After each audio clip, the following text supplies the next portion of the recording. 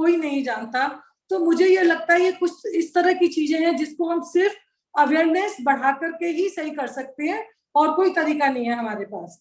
और जहां तक आज के टॉपिक की बात करूं, जैसे कि बीनल ने कहा कि रसौली एक आम शब्द है जो हम लोग सब बहुत अच्छी तरह से जानते हैं। हर इंसान रसौली शब्द को हमारी सोसाइटी में बहुत अच्छी तरह जानता है। और सबसे बड़ी प्रॉब्लम हमारे लिए ये है कि पेशेंट को यदि छोटी सी भी रसौली है, it may be 1.5 centimetre, it may be 2 centimetre, patient आपके पास आएगा, मैडम हमारी बच्चेदानी निकाल दो, हमें रसौली हो गई है, हमें बच्चेदानी की अब कोई जरूरत नहीं है, बच्चे कर लेते, बच्चे हमारे हो गए हैं, अब हमें इसकी जरूरत नहीं है। तो मुझे ये लगता है सबसे इंपॉर्टेंट चीज हमें ये बताने के लिए है कि रसौली कभी भी आपको कैंसर नहीं देती। इतने साल में मैंने कैंसर का केस नहीं देखा, I have seen only one case, वो भी मैंने सुना था, वो भी जबकि मैं मेडिकल कॉलेज में थी। तो रसौली में कैंसर की इंसिडेंस 2000 में से 1 महिला को है। अधिकतर महिलाओं को रसौली में कैंसर नहीं होता।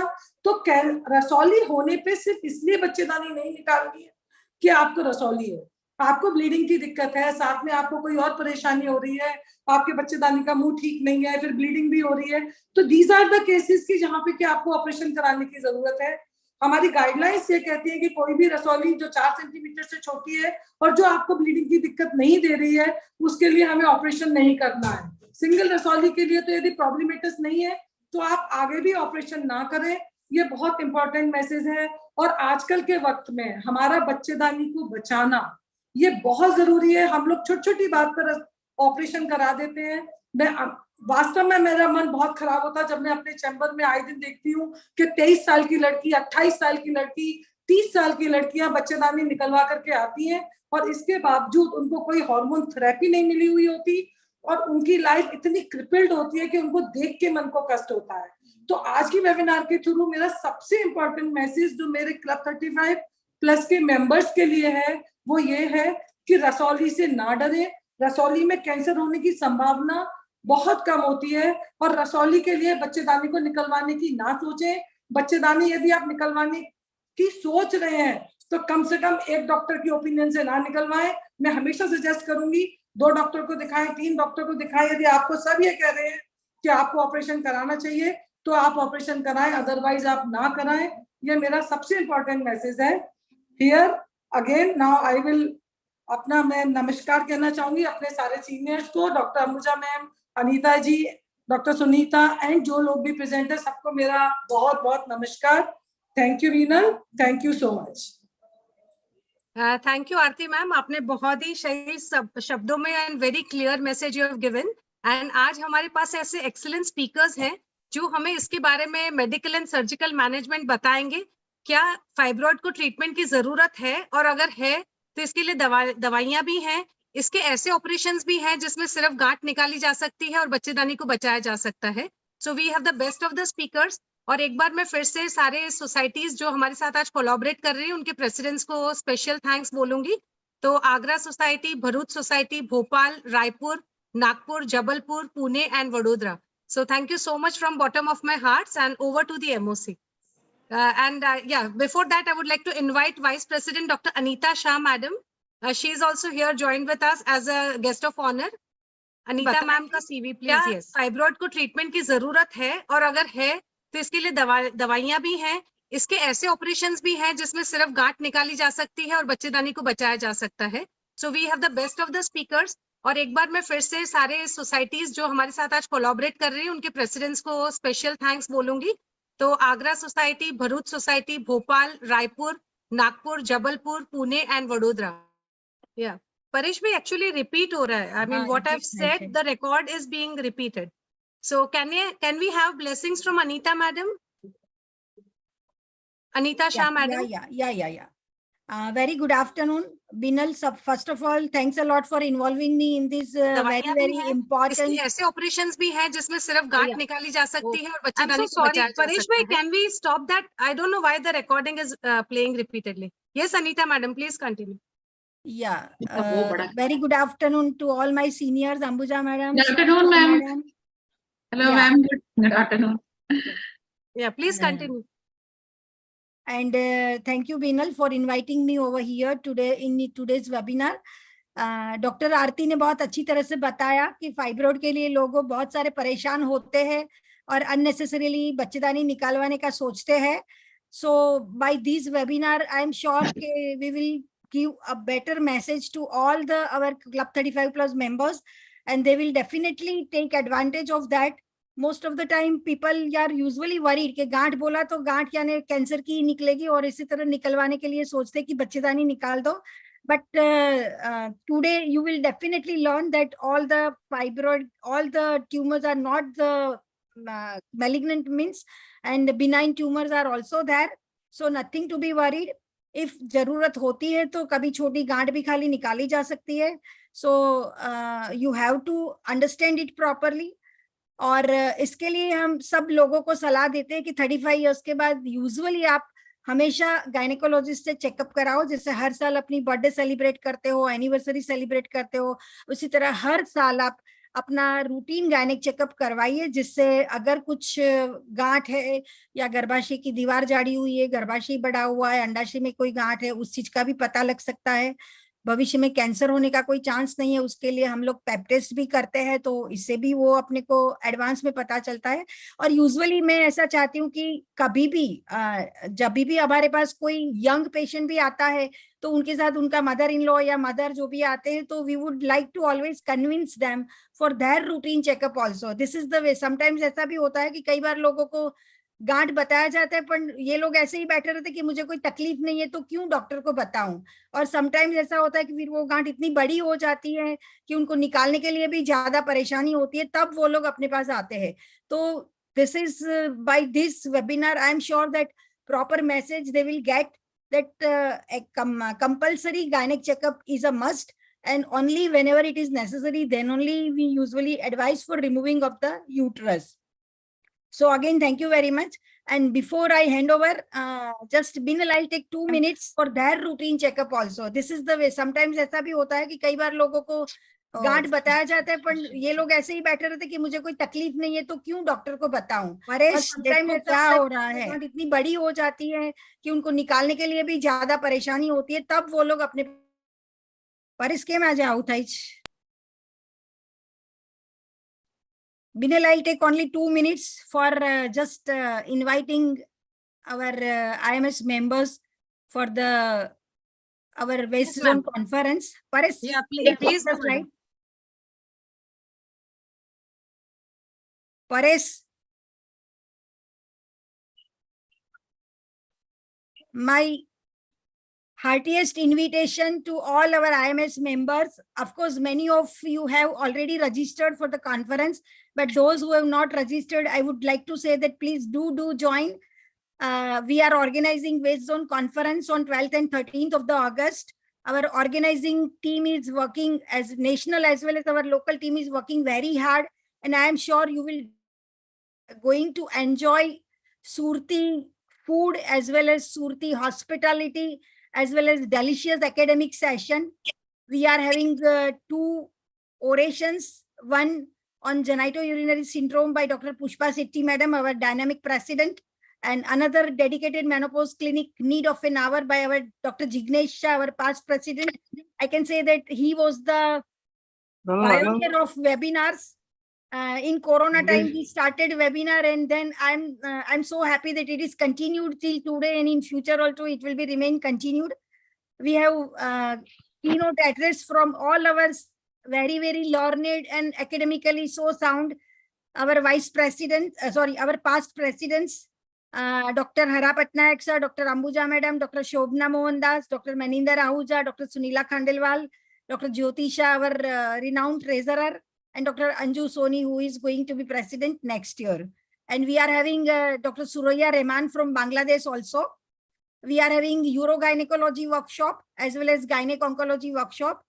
We have put very interesting debates, stay in flat or bungalow, treating POI with COC and MHT, financial investment through agent or self, salpingectomy at the time of hysterectomy to be done or not to be done, treating menopause with MHT versus non-hormonal therapy, and nuclear family versus joint family. So not only academic debate, but we have just in a lighter way, we have arranged other topics also in debate. So I am sure we will be able to serve you in a very, very nice way. So please do join for our conference. Thank you very much. Thank you so much, Anita ma'am. Yeah, Paresh bhai, you can stop sharing. Yeah, so thank you so much.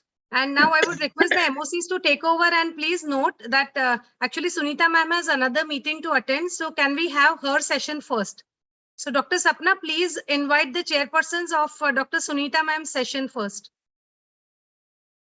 Yes, ma'am. Shweta ma'am is there? Okay.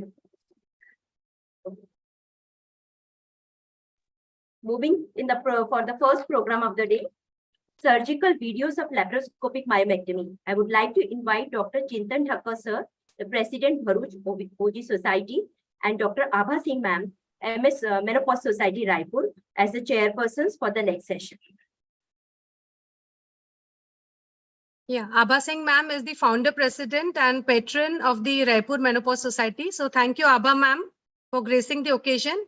And Dr. Chintan bhai is the president of Bharuch Gynec Society, and he's an excellent laparoscopic surgeon. So thank you, Dr. Chintan, for joining. So Abha ma'am and Chintan, sir, please take over. Okay, thank you, Dr. Shah, Dr. Bimal Shah. Thanks for the invite. Can I have Madam's CV, please? Sunita ma'am's CV, please, on the screen. Yeah, Paresh bhai, please share Sunita ma'am's Meanwhile, good afternoon to all those who are present. IMS Club 35 Plus Public Awareness Committee, IMS Agra, Bharuch, Bhopal, Raipur, Nagpur, Jabalpur, Pune. And it's, I want to thank Dr. Pushpa Sethi, Dr. Aarti Sharma, Dr. Anita Shah, and Dr. Bimal. Thank you so much. And it's my proud privilege to read to you and introduce you. Actually, she doesn't need any introduction, Dr. Sunita Tandulwarkar. She is the head of the department and chief of IVF and Endoscopy Center at Pune, Ruby Hall.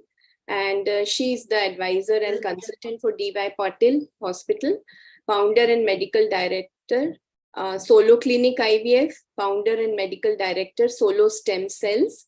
And she has innumerous awards, to mention the few. Pride of okay, madam. That's okay. And it's lovely to see you, Abhaji, again. Thank you. With a very short interval. And ma'am, you always leave us astounded with your, depth of the work you have projected. And I think whatever you are doing is unprecedented. And really wishing you all the very best in all the spheres. Thank you so much, Abhaji. Thank you. You are so kind and so humble. I'm really touched. And entire society of menopause, which has become one of the most vibrant. And what I love about it is everyone is so well connected, gathered, bubbly, positive, and I love it. Fortunately or unfortunately, in very few occasions, I could be with you all, but with the dynamic president, Dr. Pushpa Sethi, and the vice president, Anita ji, I have met all of you in this last 18 months of my journey. And Binal, thank you so much. Thank you for having me in this. You all know fibroid is my topic to the heart. I thank all the societies who are involved for having me with you all here. And let me start with the academic session. The topic which is given to me, Namaste everyone, and thank you once again. Friends, myomectomy, I'm going to do the Unchain the Melody of Myomectomy. Binal has asked me to show various videos on laparoscopic myomectomy. But before I start the videos, I felt few things we should be talking about, which are very important, is when you talk about laparoscopy, you need to have a preoperative preparation to excel your intraoperative performance, because it's not only the obesity, not only the size of the uterus, but in endoscopy, there is no tactile sensation. In open surgery, we have a tactile sensation, and even if you have undiagnosed fibroids, you can. Unfortunately, in laparoscopy, there is no tactile sensation. So the preoperative mapping is a mandatory, and I'll be showing you a few videos from these preoperative photographs only. Apart from preparation with your mapping of the myomas, either with the sonography or the MRI, what is equally important is when to pose the case, which energy source to be needed, who should be your team, how you should be taking the incision, how would you like to enucleate and retrieve the specimen. All that's important. If anyone can do the 5 centimeter myoma, they will be able to take a 25 centimeter myoma. There is no logic. There is nothing different. Only thing is the ports goes higher. Maybe 30-degree telescope helps. Good confident assistant and anesthetist, and your own level of a confidence is needed. Now, subserous myomas, they are much simpler to remove than the intramural myomas, but sometimes because of the sizes of the myomas, they may pose us little difficulty. This patient had, this is 30 centimeter, 20 centimeter, and a 10 centimeter myomas, and she wanted to do only laparoscopically. Obviously, the abdomen is completely distended. You can see hepatic and splenic flexure. I'll enter from this spot. This was my primary port. Ergonomics will be different. Once you go in, don't jump for the myomectomy. Start examining the pathology, reconfirm your preoperative diagnosis. And can you see that this is the myoma which was told subserous, pedunculated, it's a dangling 20 centimeter. Here I myself is at the zipisternum, so very difficult to see the top, but this is around 30 centimeter. Unless I remove these two, I can't see the third one, which is posterior cervical. So I'll proceed for these myomas. These myomas are little simpler to do the pedunculated. You can just put the loop around it. Instead of putting one loop, you put two loops. What happens is it will obstruct the blood flow from the uterus out and keep a 2 centimeter margin with the serosa. So automatically, you will have only blood loss coming from the myoma, which otherwise also would have lost. Dr. Manjunath. Another myoma, this 10 centimeter pedunculated, this is not going to be obstructed. Someone has to mute themselves. The team, can you help me? Okay, so this 30 centimeter myoma is out, and only when I remove these two myomas, I will be able to take out the 10 centimeter from posterior cervical. It is a vascular, so I'm sealing the vessels. All myoma is nothing but the traction and counter traction. If you remain in this beautiful plane of intracapsular, then you will remain in a bloodless plane and then suture. So usually you take out one myoma and then suture. The problem more than the myomectomy is morcellation. Believe me, you will need 2 or 3 morcellators for this. So actually this is fibroid number 301, which was a 10 centimeter. This is 30 centimeter myoma, which was from a right hepatic, and this is a 20 centimeter myoma. Friends, if you remain determined, you will be able to do very good job for your patient. Intramural myomas, sometimes they are small, but they are tricky. 3 to 5 centimeter. Can you see on the right corner? All the 3 myomas are compressing the cavity. Now, if you open the cavity while taking out these myoma, you will land up in intrauterine adhesion. So what you should do is first inform the patient that if I open the cavity 2 times, first 2 myoma, I may not take out the third in the same sitting. Secondly, remain intracapsular so that you don't open the cavity as much as possible. Vasopressin helps us to make it bloodless, but the action of it is only 20 minutes. So try to close the myoma as soon as you remove it. V-lock has made the life simple, but with V-lock, I do 2 layer suturing. One completely myometrium, and second is myometrial serosal baseball technique. So there is no exposure. Now, once the myoma is out, it was not opening the cavity. I will go for a second, again remain intracapsular and make the myoma completely naked, and then take that out. Once that myoma, both the time you have not opened, then your life is simple. You can go for the third myoma confidently. Even if you open the cavity now, you are not much worried. Only when you have explained, can you see how deep that myoma is?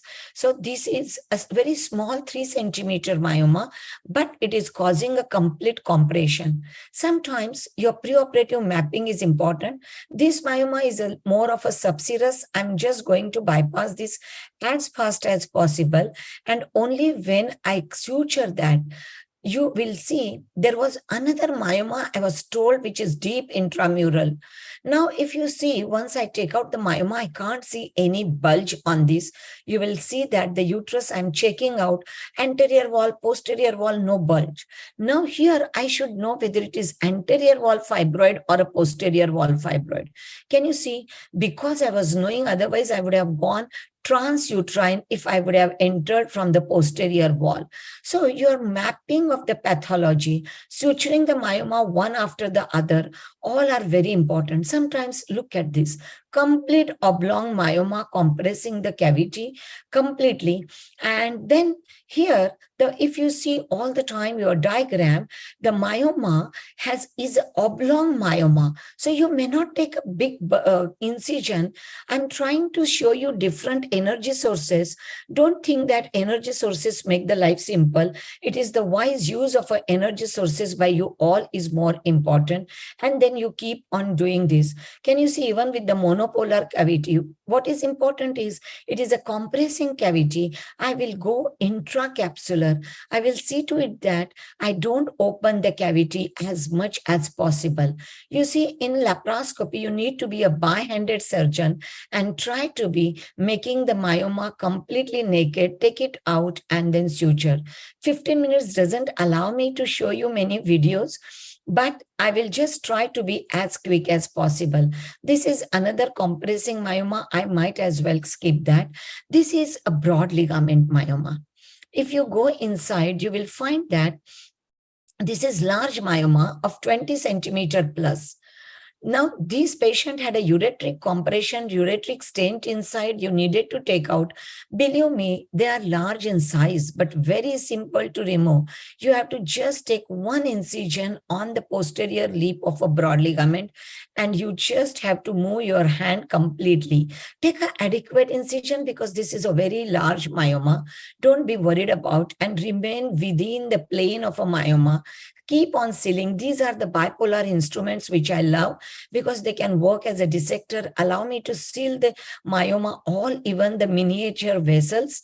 Forget only large vessels and give some gravity pressure and you will be able to pull it out. You will see that at the base of a myoma, all major vessels and the ureter all will be sitting there. So now sometimes oblong myoma, 30 centimeter inside. Now these are little difficult myoma. You will see in this video, I'm trying to show you how. Can you see that? I was told that only this much. This is very important, what my sonologist told me. This is all loose myoma, but here there is an attachment with the uterus. And you will see how this helps me. Once I go in, first thing is this is a uterus. And this is completely, the left lateral was, as told me, the myoma. Now, this myoma, when it has an attachment with the uterus, it can bleed profusely. So these are the myomas where I will open up the lateral pelvic wall.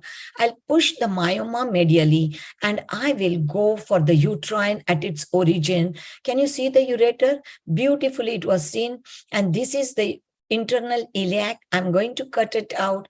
I will be just little fast forward it. And can you see this vessel which is beating? I'm going to just put this. Now this patient is a conservative. So I'm just going to put the loop so that the blood flow, if when I'm cutting the myoma from this, because the size is so big, when you will separate it, it may bleed torrentially. This is the vascular plexus. I was told that it is receiving its blood supply all from it. Exactly the same picture I will get when I'm doing the laparoscopy and I'm taking out all those vessels. Obviously, I'm not jumping on any big vessel because I have ligated the vessels there. And this is the loose areolar tissue in the broad ligament, because this was true broad ligament myoma. And if you see, when I go in, this is where it's attachment. It's not bleeding, but I'm first is I am suturing before I unlock that uterine vessel. So I'm just closing it. Otherwise, this probably, because of the size, was difficult to reach out and I would not have gone. So every case you have to revise in your mind. You have to simulate how I can make complicated case simple. How can I optimize? Can you see? Now I'm taking out completely this, and you will see such a long uterine vessel. Can you see? Because of the fibroid, it got stretched all the way over there. So friends, sometimes large 3, can you see this is a lateral view? They are, if I take a complete anterior wall incision, it will be such a big, I probably might have to take different incision. So when I'm going in, I'm checking those myomas. They are completely 3 different myomas. So if I go in, first thing is examine. This myoma has a bulge here. I'm taking a separate incision. I'm taking out this myoma and I will close that myoma. Sorry, I'm closing that myoma and then I'm going the second myoma. So sometimes I might have to take 3 different incision. So your speed matters. Monopolar helps us to keep as speedier as possible. This is completely compressing the cavity. So what I'm doing is I'm remaining intracapsular and I'm taking out that myoma. I'm suturing this myoma also. So 2 myomas, 2 different incision, unfortunately, because they are so well away from each other. Now there were 2 myomas which were one another. So I'm taking out this first myoma and I know through this, there is one deep myoma which is compressing. Can you see that? Now, this myoma, 2 myomas, I'll take out with 1 incision. So you all have to decide and talk about it pre-operatively. You need to prepare to excel your intraoperative performance. And you cannot say 30 years I'm doing, I will do all the best. Every day you have to see that you will perform. Sometimes large 20 centimeter 2 myomas. I'm taking out the myoma, 2 small other myomas. Patient wants other myoma also. So usually when I take out 1 myoma, and if you are fast with the 20 centimeter, you will be very bloodless in taking out if it is a faster. And the surgery becomes bloodless only if you have simulated how you will take out. Now, only when these 2 myomas are out, I can antivert now the uterus and I can see the one which was here, the other. I have to know that it is 2 centimeter down and to the left on a sonography. I will go boldly 2 centimeter down to the left and I will. So here the pre-operative mapping helped me to remove. Sometimes 30 centimeter large anterior wall. You cannot enucleate all. You have to be little innovative. But first thing you see is where are the corneal opening, left opening, right opening. I see the corneal opening away. Instead of taking vertical, I want to take out this redundant wall also. And I take a U-shaped incision so that my surgery will be faster. I don't have to enucleate because I'm taking out the redundant wall. And can you see that? All the redundant wall with the myoma is out and I can take out that 30 centimeter myoma and close only in 1 layer. Associated endometriosis always have a habit. It was a large 30 centimeter. I cannot antivert before, but later at the end, you should have a habit of checking. I'm skipping this complete video. Surgery at any age group is uncomfortable. As a surgeon, our job is to make comfortable. Friends, don't think by laparoscopy you make it comfortable. By thinking how not to operate on that patient, I think Aarti Gupta madam has said beautifully that they are not cancerous.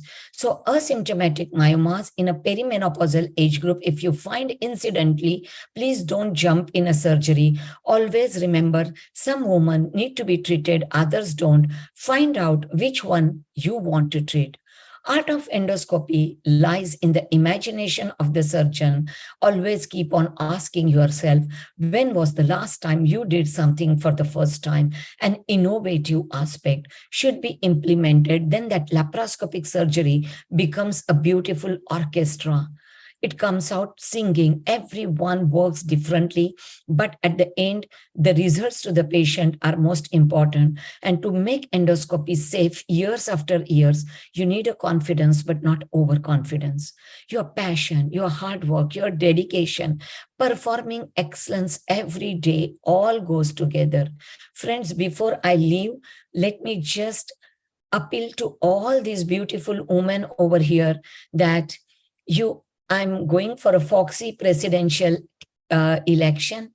The elections are starting just 5 days. On 1st August at 10 a.m., you will receive the link. Please have a coffee, maybe a part of a breakfast. Wait for the link to come, vote, and then you join your surgeries back. Dr. Chintan sir, you are also going to help. I said beautiful woman because I saw 95% women, but you are my chairperson, and thank you so much for all the time blessing me. Thank you. Thank you very much, Sunita ma'am.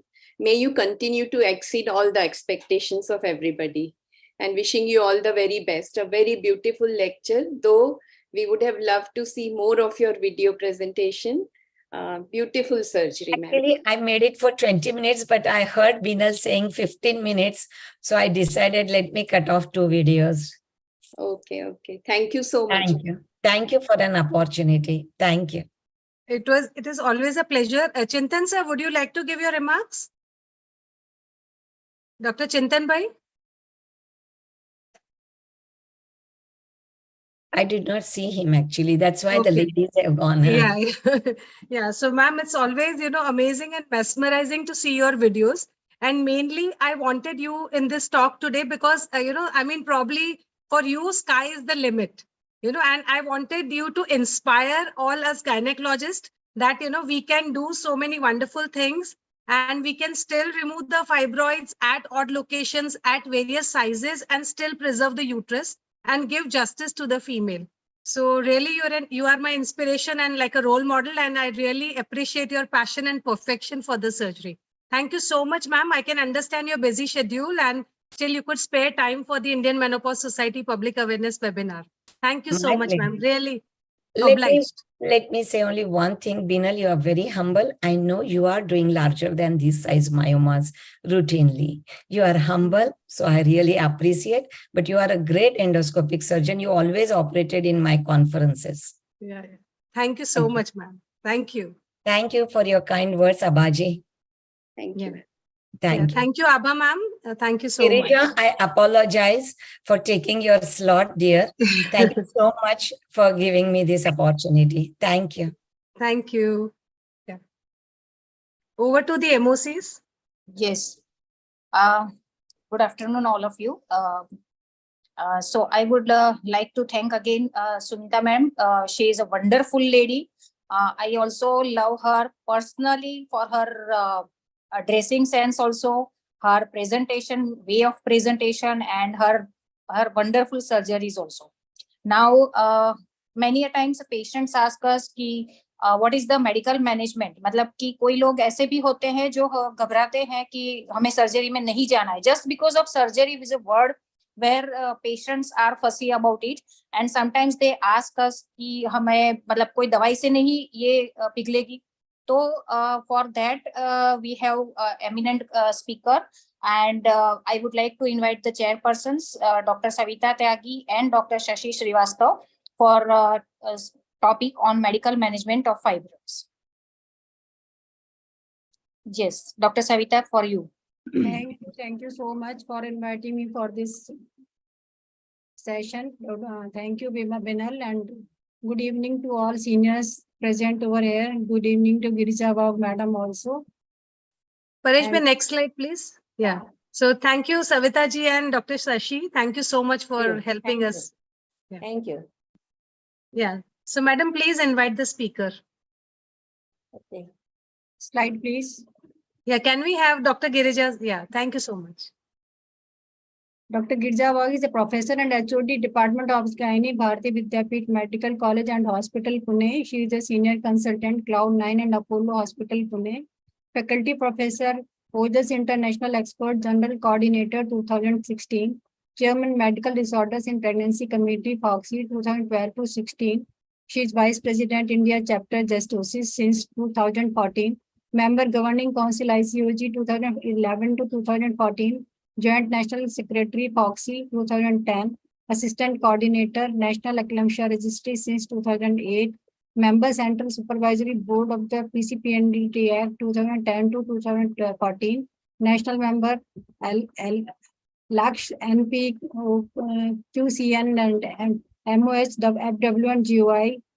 Anandi Bai Joshi Award for Excellence in Medical Services. And it is over to you, madam. Now you will let us know what is the medical management of the fibroid, and the people who are joined us, those non-medicals will also come to know about that. Over to you, madam. Girja, madam. Yes, thank you so much for that very, very kind introduction. And thank you, Binal, for calling me here in this wonderful forum of so many societies coming together with the purpose of increasing awareness about fibroids. And we all understand this is such a common kind of a pathology which we encounter as gynecologists. And so many people, coming to us in our practices, sometimes breaking their heads on small fibroids, sometimes refusing to do anything with their big ones. So it's all kind of a stuff that we come in contact with. And today, understanding the forum and the audience, I would like to make it as simple as is possible so that we are able to palate and digest what is really important for us. So whenever we look at, you can see here in this particular picture, this is a laparoscopic picture which is showing that this is a normal uterine size. And this uterus muscle is made up of special cells which are responsive to hormones, because we all know that the uterus has to grow in size and it has to have a baby inside it. So it has special cells which are going to be responsive to hormones. And you can see here in this picture that this is the side wall of the uterus, and posteriorly, just behind the uterus, coming out of the uterine wall, you can see a fibroid. Now, this is an innocuous tumor. It's not a cancer or anything, but it is just growing there because of certain reasons. And we are going to say how, because that's going to help us to take the medical approach or the treatment. It's been found that so many women, about 40 to 60% of women by the age of 50 would definitely have a fibroid, and they can cause menstrual disturbances, recurrent pregnancy losses if it is present inside the uterus. Otherwise, we have seen women having large fibroids still coming with a pregnancy. And I'm going to show you an interesting case at the end of my talk. And then there can be also sometimes, recurrent miscarriages. So depending on what type of fibroid it is, how fast it is growing, where it is located in the uterus, it will decide and give us any such kind of problems. So as I mentioned, that usually clinically presenting ones who will really make a noise and come with some symptoms are the ones which will be about 25%. Most of them would be incidentally diagnosed. You may have gone for sonography for some other reason, and then a sonography was done and it showed that there's a fibroid. And the moment the fibroid gets diagnosed, sometimes some anxious women will start getting worried. And then they will say, doctor, do something about it. I'm so scared. Why did I have this? If the fibroids are not making any symptoms or are not causing any problems, usually they can be just left there without doing anything much. Now, how do these fibroids look when you cut them? Now, you can see here that this is the specimen of a fibroid. This was a woman who was suffering for a lot of pain for a long time. She had 2 children already, but she used to be very busy with her work, did not have time to come. And then finally she found time, her husband found time, and at somewhere around the age of 45, 46 around, she came to us. She had been suffering for the past 2 years. And suddenly she presented to us because she used to have so much of constipation. And this was this tumor which was present on the posterior wall of her uterus. So this is that fibroid which we have cut open. Now, since she was 46 years of age, we went ahead and did her hysterectomy. While we removed this fibroid, we kept both her ovaries behind because she was young. And this is the cut section of the fibroid. So you can see very, very tightly spaced fibrous tissues in a whole appearance are seen. And these are absolutely non-cancerous, but because of the virtue of their location, they may cause symptoms. So the question always comes is, are we looking at anything that is malignant? Now you can see one more fibroid situation here. This is a 52-year-old woman, and this actually in our gynecological jargon, we call it as a fibroid polyp. Why? Because you can see that this is the uterus here. This is the uterine opening, which has become wide opened out because this whole mass is coming out of this woman's body. You can imagine this was the mass which was sitting in her vagina, causing her a lot of white discharge, bleeding, sometimes pain at the time of sex. And she was generally just going on and on and on, tolerating. And then naturally, here, will you do a medical management? No. In this particular situation, it's wiser to take that uterus out. And likewise, we took the uterus out. And she was 52 years old. She was obese. She had a family history of an ovarian malignancy. So we decided to remove even both her ovaries here. And then you can see that large fibroid. This is the cut open of the womb from where it is coming. And this had to be mandatorily removed. So you should be able to understand that in all fibroids, you may not be able to do a medical management, while there are so many situations where you may not need to do anything. Now, there is another condition where your medical management may not help, and that is degeneration, because these fibroids have a different way of undergoing degenerations. So they will undergo various kinds of degenerations, hyaline, cystic, these are all pathological jargon. But degenerating fibroid means that it is been there for a long period of time, and many times whatever medications you are giving to this fibroid may not work, and therefore usually degenerating fibroids, if they're large in size, we would advise the patient to undergo a surgery. Sometimes you may have a fibroid going from its origin in the uterus with its long tail to some other place. And then it may cause some secondary symptoms. There can be it may coil up with an intestine or something, and that can give rise to symptoms which you may have to surgically take care of. So why do these fibroids happen? I think all of us should understand this very important part. The reason being, fibroids are actually a representation of abnormal hormones. So sometimes if there are some sort of lifestyle issues, women are obese, women have other metabolic disorders, we'll very commonly see fibroids. Nowadays, they're very common. The reason being, there's a huge change in lifestyle, and this lifestyle is giving rise to fibroids. And you can see a very, very busy slide here, which is trying to show you the various kinds of genetic bases. Sometimes there can be a genetic predisposition. Some genes may get upregulated, and that is the reason why you would get fibroids. So many times patients will ask, doc, why did I get a fibroid? Did I do anything wrong? So sometimes it is possible that you may not have done anything wrong, but then lifestyle has been identified, lack of green leafy vegetables in your diet, phytates, folic acid deficiencies, B12 deficiencies, obesity, sedentary lifestyle have been identified to be associated with fibroids. And this is that typical hormonal or endocrinological basis for fibroids, which is responsible for this. So usually if women get pregnant on time, have regular cycles, have a proper physical activity level, have a good lifestyle, it's a little rare to get fibroids, but they can still happen. So let's look at the risk factors. So if the woman's age is between 40 to 50, if she started getting periods very early in her life, she attained menopause late, she has a family history of fibroids, she has increased body mass index, so she's obese or more than 30% of the fat body composition, there is increased consumption of beef or red meats, and sedentary lifestyle, as I mentioned, and delayed childbearing, not having children at all, increased menstrual frequency, history of painful menses, which is called as dysmenorrhea. African descents have very commonly these fibroids, and associated clinical conditions such as hypertension and diabetes. And I would also like to add hypothyroidism has been found to be associated with these fibroids.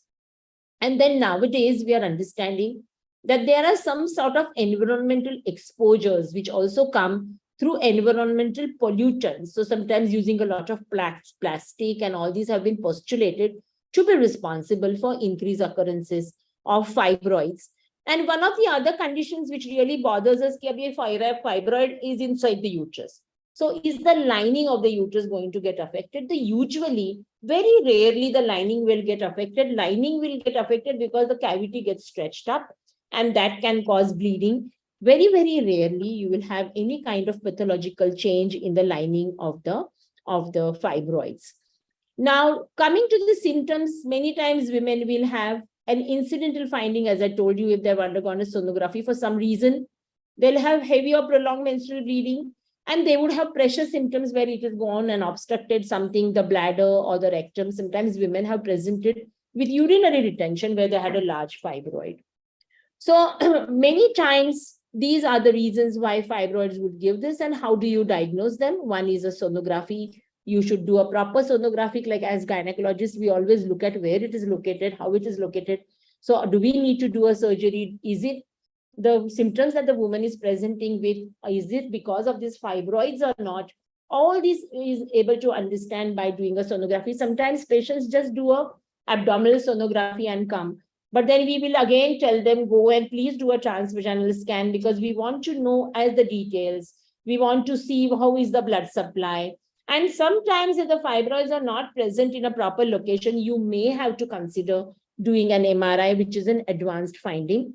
And then we will be looking at endometrial, that is the lining of the uterus abnormalities, whether it has gone and caused any obstruction to the ureters, whether it is vascular, and of course the question whether it's cancerous or non-cancerous. Rarely you may have fibroids coming de novo, like a single tumor will suddenly come up and it would actually be a cancer and not be a benign tumor. So such kind of things can also be there. So basically, one of the reasons I have had patients coming and telling me, doctor, I have fibroids, so is it going to come in the way of getting pregnant? And it's very surprising sometimes to see that fibroids would be, you can see that this is a uterine cavity, and this is showing a wonderful 3D scan. So this is a wonderful gadgetry now, that you are doing a sonography and you're building up a 3D picture, and you can see that it's inside the cavity that she has a fibroid. Now, if the fibroid is located inside the cavity, then it is highly likely that it may cause problems in getting pregnant, or if you get pregnant, you may lose their pregnancies, which gives rise to miscarriages. But look at this picture, another 3D scan. You can see that this is the uterine cavity with a wonderful baby sitting inside, and there is a fibroid here, an intramural fibroid in the wall. So even if there is a fibroid, sometimes women may get pregnant. And in that situation, we usually encourage them, tell them not to get worried. And most of them do not have any complications. About 1 or 2% of them may have issues, which with proper surveillance can be tackled. And then, as I mentioned about, the question always comes in our mind, is it going to be a cancer or is it a benign tumor? And there are ways and mechanisms through which we make a choice, we make an understanding what it would be.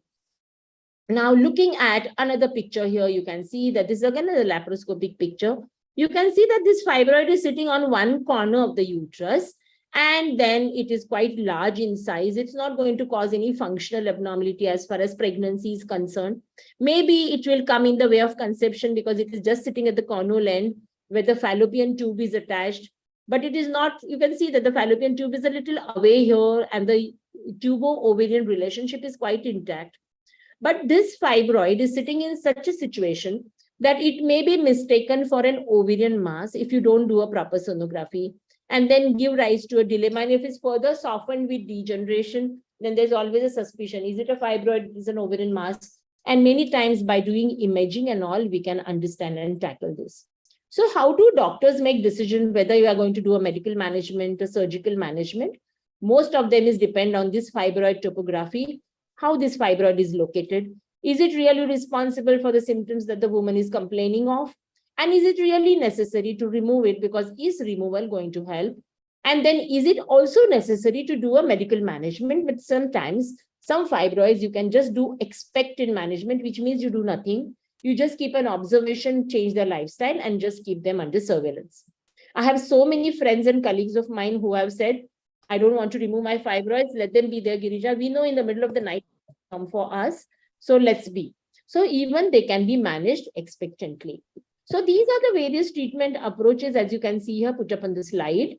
which is expectant management, medical management, myomectomy. You saw surgeries just now. You can do even uterine artery embolization and focused ultrasound. My focus today is just doing the medical management of fibroids. And this can be considered by looking at certain things. You have to treat the woman's associated issues also while you're giving them medical management, like anemia, other medical disorders, cancer screening. Look for red flags if she has a propensity of getting into cancers.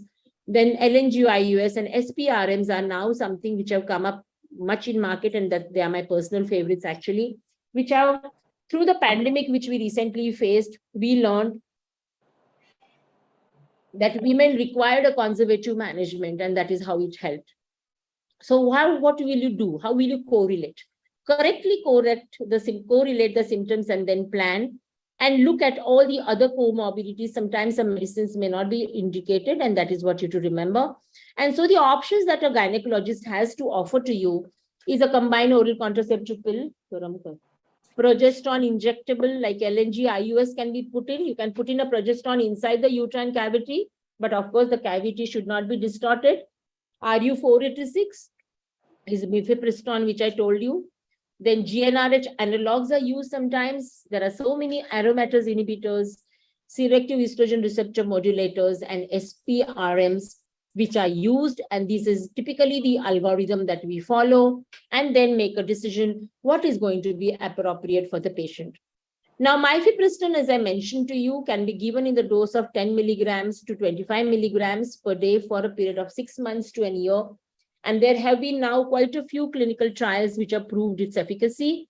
And it would have a local effect on the myometrium, the endometrium, as well as through the pituitary. And it will have even an indirect action. And this is typically a selective progesterone. So it's not actually a direct hormone. It will modify certain hormonal receptors and bring about curbing the growth of the fibroid. And there are a lot of Cochrane supports now for this. You know, we look at Cochrane review as our gold standard. And it is found that it would definitely help in reducing heavy menstrual bleeding and curtailing the need of unnecessary surgeries. But of course, if it's a very, very big fibroid like this, you can see such a huge fibroid and an open hysterectomy is being done here. And it was causing a lot of issues, so it had to be removed. Or sometimes you may consider doing a myomectomy, as we had shown some time back. But otherwise, most of the times you can just get away by doing a proper at the end. I will just show you one case vignette.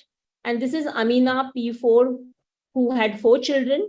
42, had heavy menstrual bleeding, was anemic, 8 grams per deciliter. And somebody advised her to put in an LNG-IUS, which is a progestasert. And this was kept inside her uterine cavity. And you can see her, which was something which is not a right decision. Because as I mentioned, that this is the uterus inside the cavity if there is a fibroid.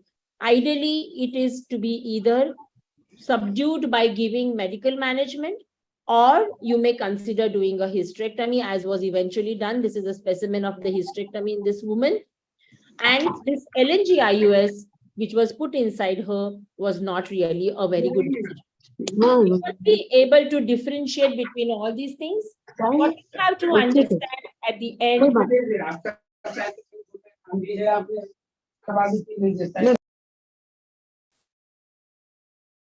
Okay, can I speak?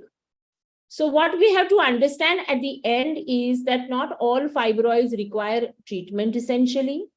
We have to also understand that all fibroids may not require surgery, and there are such wonderful medications which are available today, which can ward off the condition correctly. And it is very important that an astute gynecologist and a clinician guides you correctly. Trust your doctor, because I am seeing in many places, you know, somebody will send me a picture of a fibroid on sonography saying, ye fibroids hai, aur doctor ne bataya hai, inko remove karo.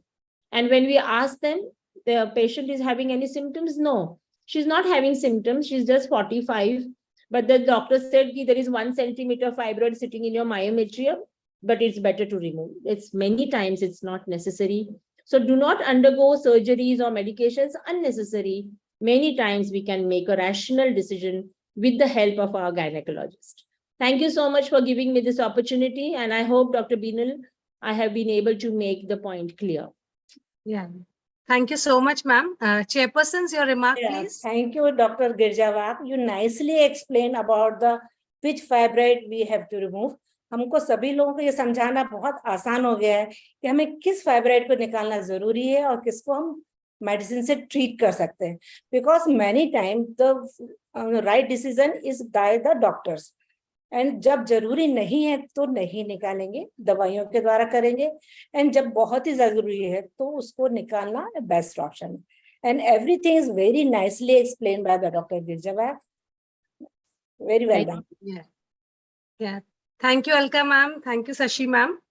And yes, Girja ma'am, you really nicely covered सारे points. आपने बहुत अच्छी तरह से cover किए, क्योंकि आजकल medical science में बहुत एडवांसमेंट है और काफी सारी ऐसी दवाएं आ गई हैं, काफी आधुनिक तकनीक है अपने पास, जैसे अल्ट्रासोनोग्राफी है, MRI है, जिससे फाइब्रॉइड का सही में निदान हो सकता है.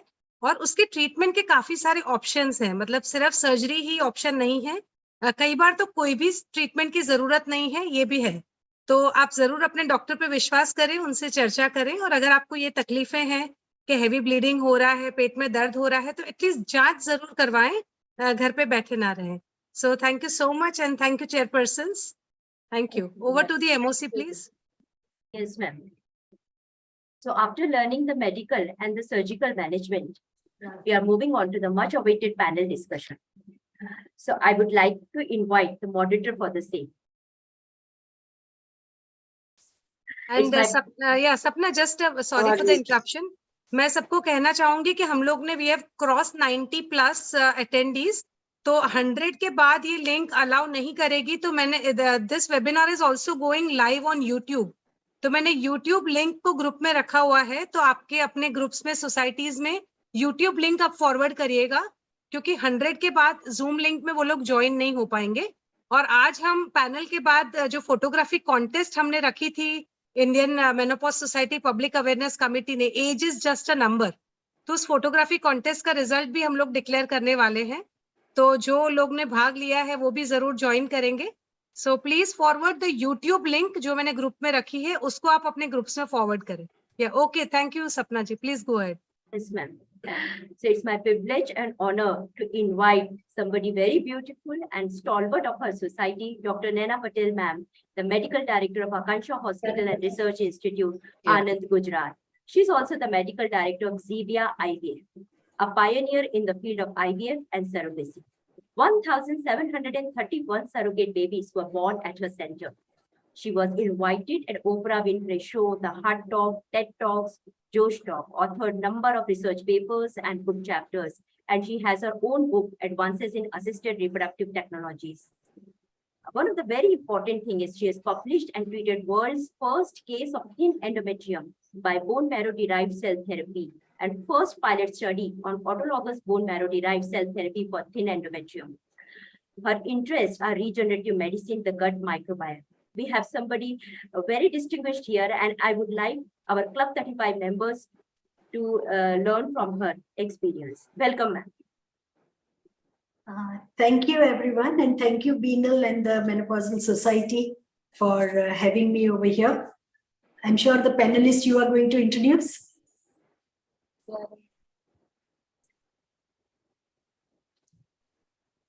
We can, panelists can be introduced themselves by one-liners also.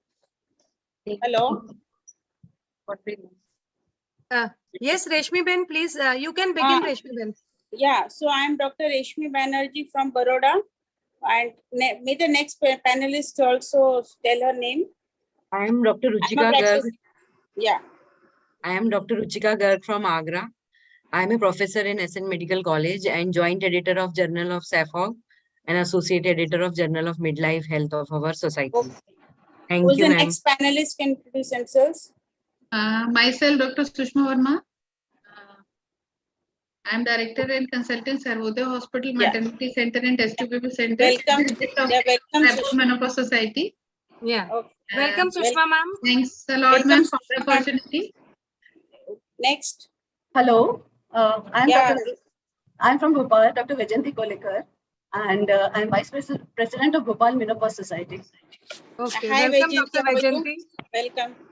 Yeah. And Do we I have think Dr. Nidhi, Nidhi? Yeah. Hello. yeah, Nidhi, are you there? Good afternoon, ma'am. I'm Dr. Nidhi Jain, Secretary of Jabalpur Menopausal Society. Yeah, thank you, Nidhi. I think Archana Dwivedi is not joined. She had a personal emergency in her family. So Right. Naina Ben, we can go on with So the Naina rest madam, of the panel. we have 5 panelists. Okay, Dr. Archana Dwivedi is not there.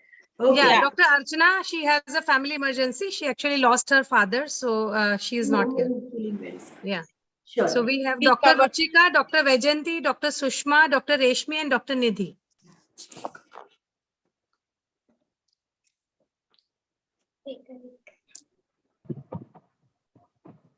First of all, thank you for organizing such wonderful webinar, which is informative not only for the doctors, but also for the general public.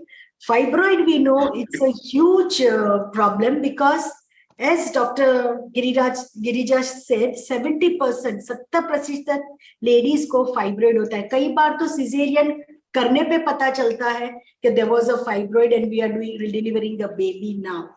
And 15 to 25 million Indian women have fibroid. And mainly their complaints, बहुत ज़्यादा heavy bleeding आना, especially on second, third day. Sometimes there is pain, pelvic pressure, constipation हो जाता है.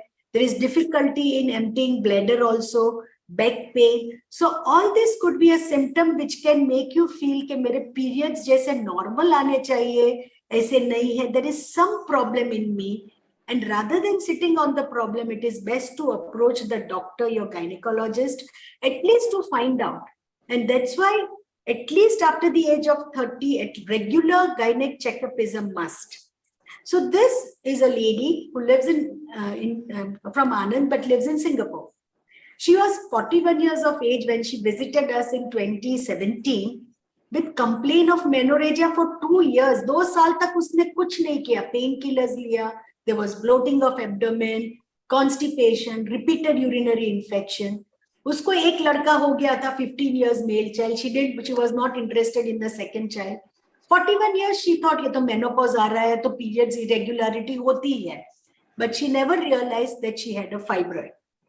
On ultrasound, there was a 3.1 centimeter fibroid, which was abutting the endometrial cavity. So I'll start with you, Dr. Reshmi. If she comes to you, how will you manage this patient? Yeah, so सबसे पहले तो मैं patient को ऐसे बोलूँगी कि जब भी किसी को कोई प्रॉब्लम हो तो they should consult a proper doctor, क्योंकि काफी बार ऐसे होता है कि फैमिली डॉक्टर के पास गए, कुछ दवाइयाँ ले ली, या आजू बाजू किसी ने बोला कि वो मिश्री और सौंफ की पानी पी लो, ऐसे सब लेके कुछ वो लोग मैनेज कर लेते. बट कभी भी कोई भी दिक्कत होती और जो दवाई से कंट्रोल नहीं होता तो उन्हें तुरंत गायनेकोलॉजिस्ट को मिलके सोनोग्राफी वगैरह कर लेना चाहिए, तो जल्दी पता चल जाए फाइब्रॉइड है कि नहीं. अभी जैसे उनको एक लड़का है 15 साल का और जो फाइब्रॉइड है काफी बड़ी है और उनके सिम्टम्स चिन्ह है, जैसे उनको हैवी पीरियड्स है, ये हो तो ये फाइब्रॉइड की ट्रीटमेंट करनी चाहिए. और जिस तरह का फाइब्रॉइड है उस तरह से तो उसमें ज्यादातर इन्हें ऑपरेशन करके निकालना ही चाहिए. और या तो 41 है तो शी कैन, अगर दवाई से ब्लीडिंग कंट्रोल होते तो 2-4 साल निकल जाता, तो उसके बाद यूट्रस भी निकाल सकते अगर उनको आगे और बच्चे नहीं चाहिए. Dr. Sushma Verma, you would like to add anything or say differently? Ma'am, in this patient, because size of myoma is less, I would like to go for conservative management of leiomyoma, because patient has never received any conservative treatment. And for that, I have to investigate the patient properly regarding some, apart from the routine test, we have to see for other comorbidities like hypertension, diabetes, thyroid disorders, and we have to manage them. And regarding the medical management, apart from NSAID, which she is taking previously, we can go for the anti-progestinic drugs like ulipristal. We can go for selective estrogen receptor modulators. We can go for LNG IUS, or we can go for that combined estrogen progesterone pills in low doses for conservative management. So I would like to ask Dr. Ruchika, what are the different investigations would you like to do in this patient? कौन सी जांचें कराओगी आप इस patient? सबसे पहले तो हम उसका haemoglobin कराएंगे, क्योंकि उसको 2 साल से हैवी ब्लीडिंग हो रही है. तो उसका हीमोग्लोबिन कम भी हो सकता है। अगर हीमोग्लोबिन कम निकला तो उसको आयरन के इंजेक्शन या ब्लड जिसकी भी जरूरत हो। उसके बाद में इस पेशेंट में थायराइड को रूल आउट करना चाहूंगी, तो इसके लिए हमें उसका TSH करवाना पड़ेगा, क्योंकि थायराइड की अबनॉर्मेलिटीज में भी हैवी ब्लीडिंग हो सकती है या मेंसेस में इरेगुलरिटी हो सकती है। उसके साथ फिर हम उसका एक अल्ट्रासाउंड कराएंगे, जैसे कि अल्ट्रासाउंड में हमने नैना मैडम ऑलरेडी हम करा चुके हैं। तो ये बेसिक इन्वेस्टिगेशंस तो हमें उसके कराने ही हैं। और जैसे उसको यूरिन में इन्फेक्शंस बार बार हो रहे हैं, तो यूरिन रूटीन माइक्रोस्कोपी कराएंगे। उसकी हमें डायबिटीज रूल आउट करनी पड़ेगी, क्योंकि बार बार उसको ऐसे इन्फेक्शंस क्यों हो रहे हैं। अभी उसे बच्चे की जरूरत है या नहीं है, हम उससे ये पूछेंगे। वैसे 41 ईयर्स में तो वो जरूरी नहीं है। She doesn't want. So basic investigations what you did. So as all of you said, we counseled her for all the procedures. हमारी एक ड्यूटी है कि हम सब ऑप्शन दें। पहले तो जैसे डॉक्टर अर्चना जी ने बोला कि she has not taken, Sushma ji ने कि she has not taken any medical management so far. So we counseled her for medical management. Second, as the fibroid size was small, not inside the cavity, abutting the endometrium, तो LNG का बोला। Third उसको बोला कि नहीं, she was very keen कि मेरा uterus चाहिए तो मायोमेक्टोमी। एंड लास्ट में बिकॉज डॉक्टर रेशमी said she had heavy bleeding for 2 years with all the symptoms, hysterectomy. Patient opted for the easiest treatment, Uripristal 5 milligram for 2 years with the break. So I want to ask Vaijayanti that what are the precautions you take while prescribing any medical management treatment? वो यूलिप्रिस्टल हो और कोई भी other हो, तो हमको क्या patient को काउंसिल करना चाहिए, वार्निंग सिम्टम्स देने चाहिए? If we are talking about tablet Ulipristal, it is very essential that we have to do a thorough liver profile for the patient, the liver function test, and that is the most important test that would be for Ulipristal. And how long do you give and how often do you continue?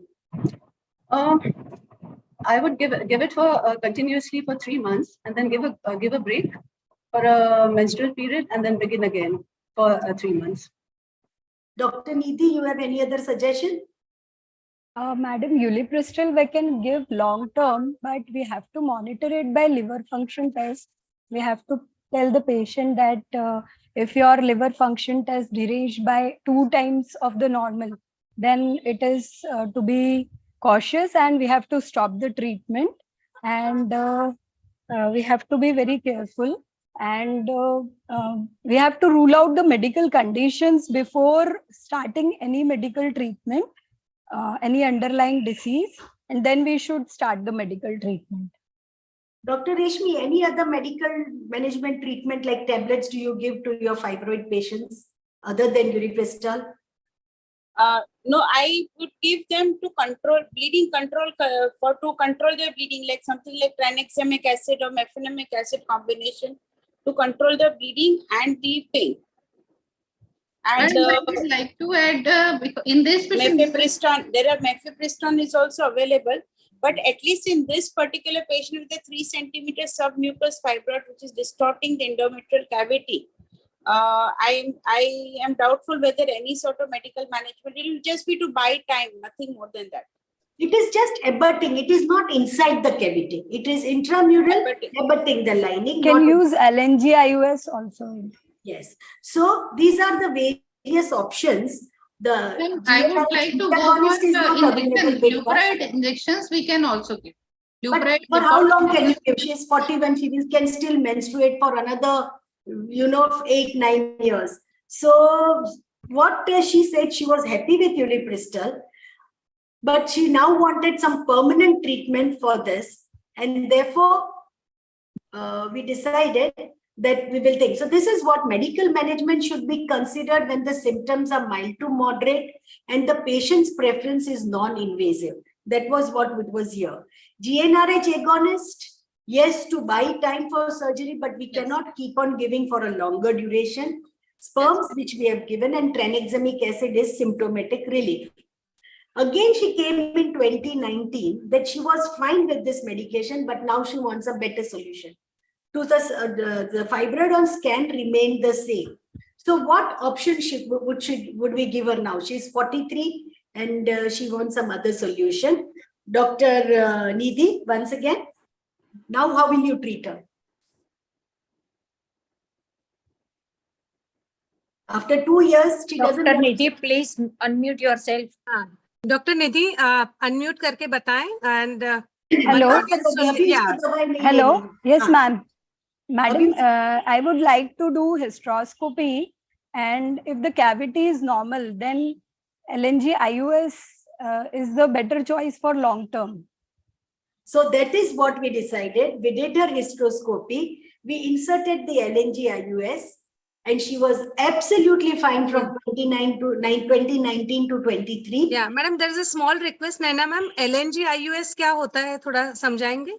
Yes, I will want one of the panelists to explain. Dr. Archana, please give in detail. Dr. Archana is not there. Either Dr. Reshmi can take this. Or Dr. Reshmi or Dr. Sushma, whoever wants to say. Yeah, Dr. Sushma, आपको अच्छा LNG IUD मतलब है जो copper T होती है उसकी जैसी साधन होती है और उसमें कॉपर होता है, इसमें एक LNG नाम का हार्मोन होता है जिसके वजह से जो धीरे धीरे वो जो डिवाइस होती है या हमारे गुजरात में काफी लोग बोलते हैं मशीन डाली हुई है, उससे वो दवाई थोड़ी थोड़ी थैली के अंदर जाती है और उससे ब्लीडिंग कंट्रोल होता है और वो फाइब्रॉइड को बढ़ने नहीं देता है।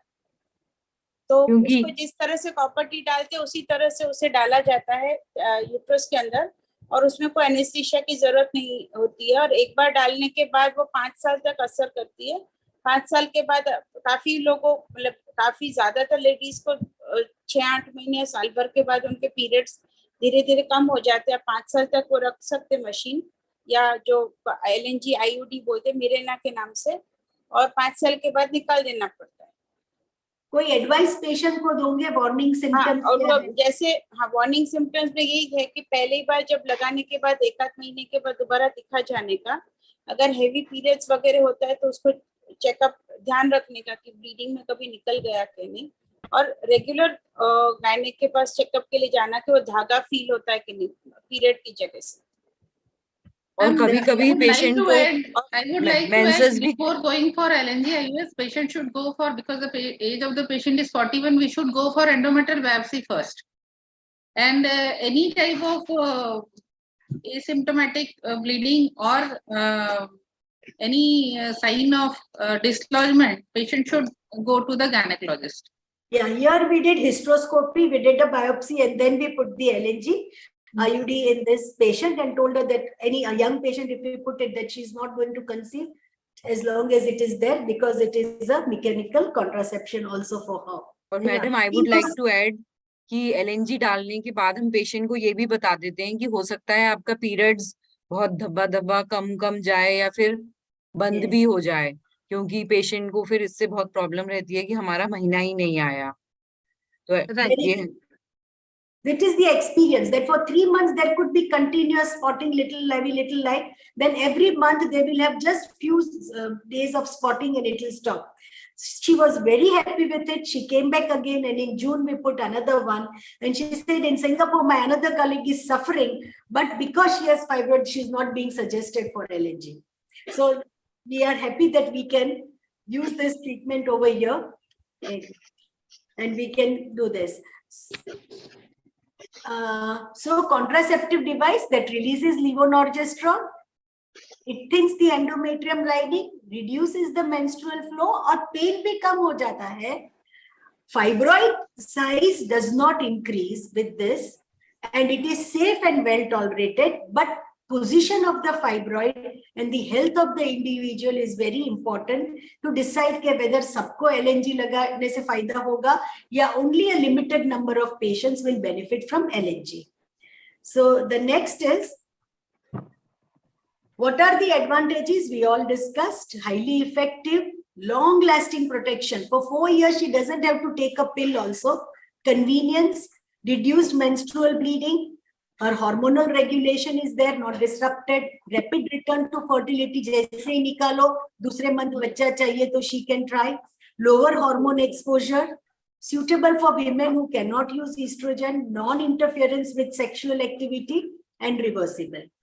Now I will like to ask Dr. Vaijayanti What is your opinion on nulliparous Mirena insertion? कोई यंग लड़की को फाइब्रॉइड छोटा है, उससे पेन ब्लीडिंग थोड़ा है, और she is in no position to take pill every day, तो उसमें आप क्या मिरेना डालोगे? ऐसी सिचुएशन कोई यंग लड़की 20s में, अर्ली 30s में हो, जिसका अभी हुआ नहीं है शादी में?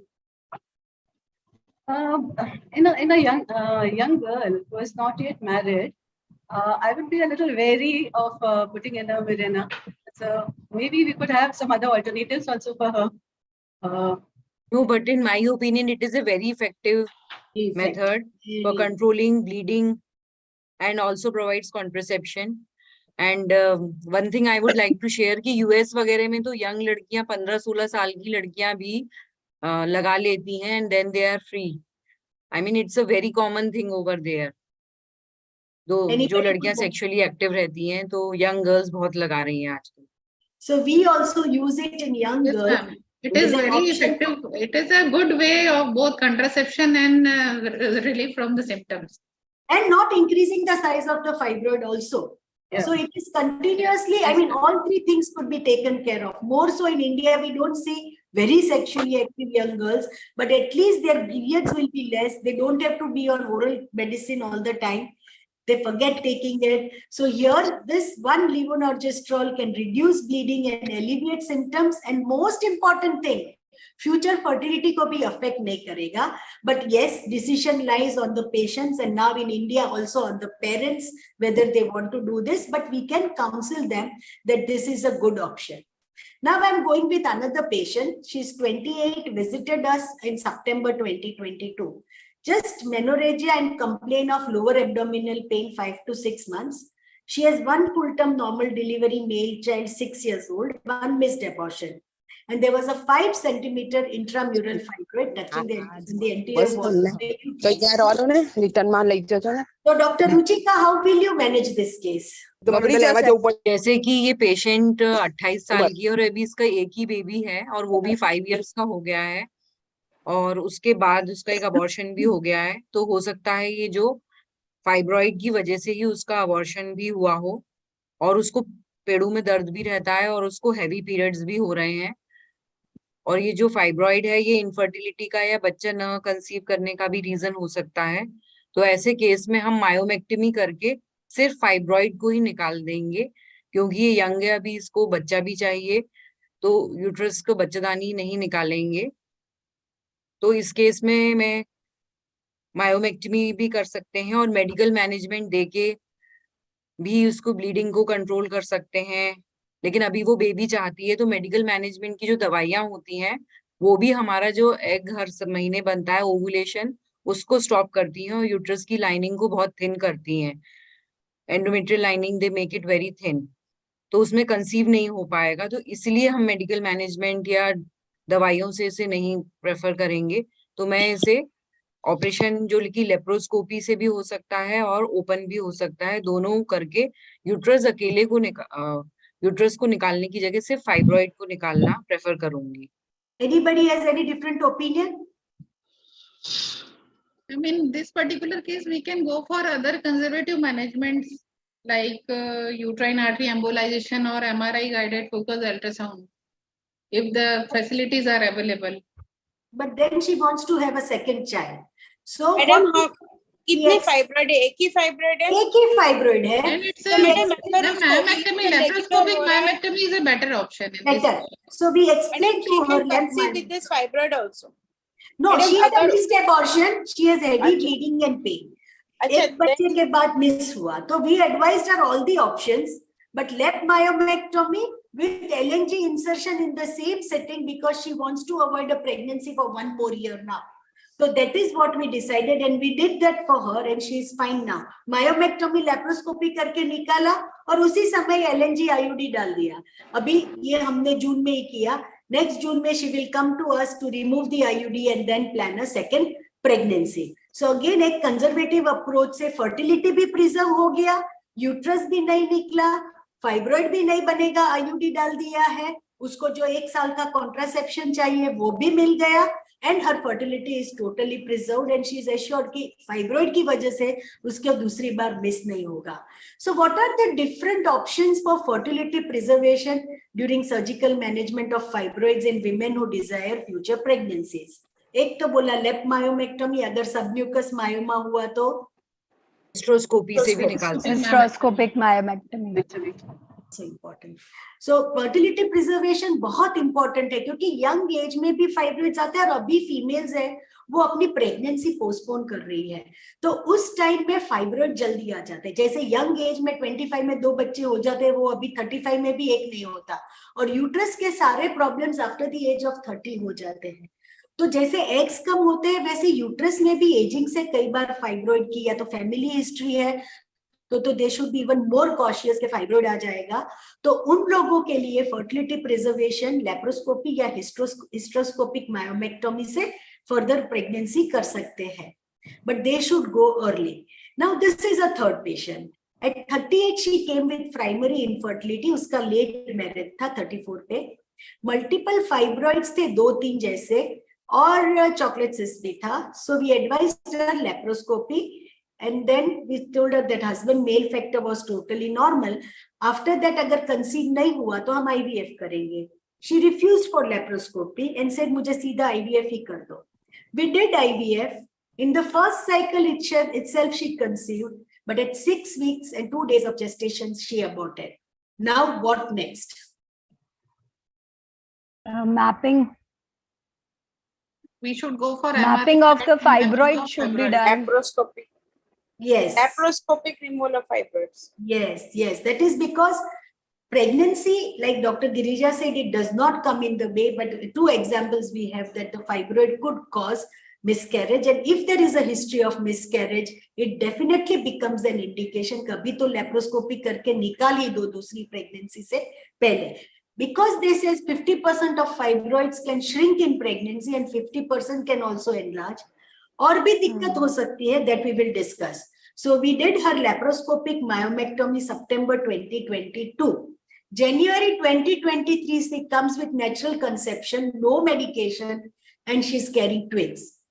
So her antenatal period is going quite well right now, no issues. So मेरा ये कहना है कि कई लोग बोलते हैं कि फाइब्रॉइड से मत निकालो, तो प्रेगनेंसी रखनी है या तो प्रेगनेंसी में फाइब्रॉइड्स की वजह से क्या दिक्कत हो सकती है डॉक्टर सुषमा?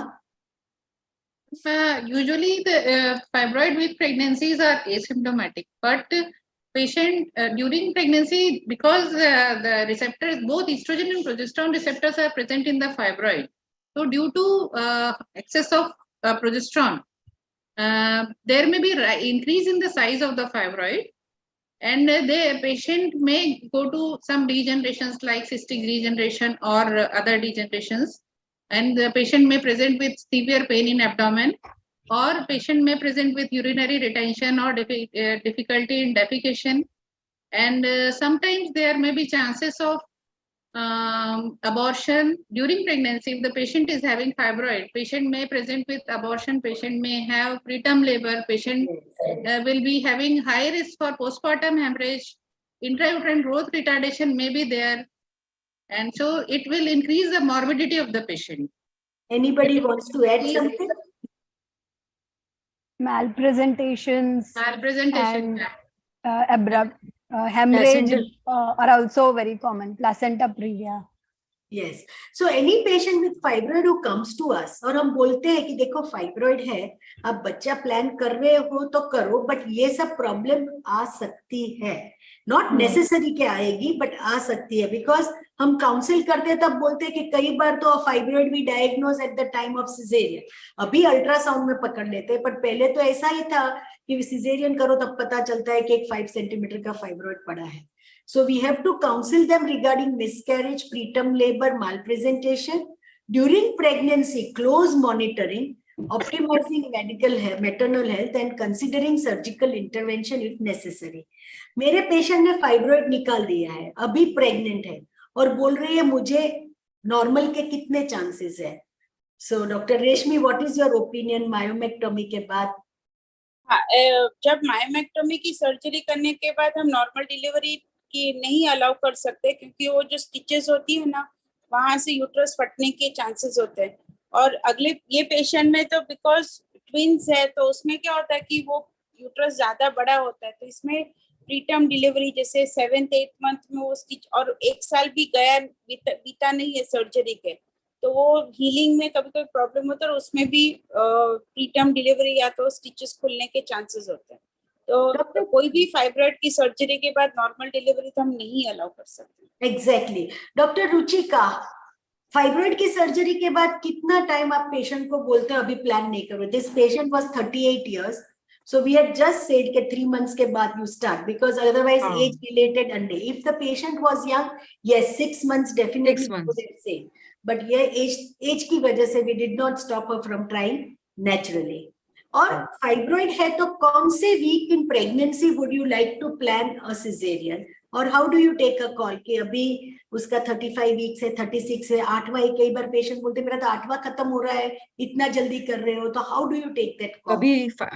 कभी फाइब्रॉइड के साथ मतलब मेल प्रेजेंटेशंस हो सकते हैं, जैसे ब्रीच है या उल्टा बेबी है या ट्रांसवर्स लाई है, क्योंकि फाइब्रॉइड नीचे है तो बेबी हो सकता है, बेबी का सिर नीचे ना रहे। तो ऐसे केसेस में अगर सपोज आड़ा बच्चा है, ट्रांसवर्स लाई है, तो देन देयर में बी चांस ऑफ कि हमें जल्दी ही सिजेरियन करना पड़े। और फाइब्रॉइड की वजह से कभी कभी मतलब automatically there are increase chances of caesarean section, because fibroid per se can cause dysfunctional labour and it can cause obstructed labor, obstruction in the birth canal.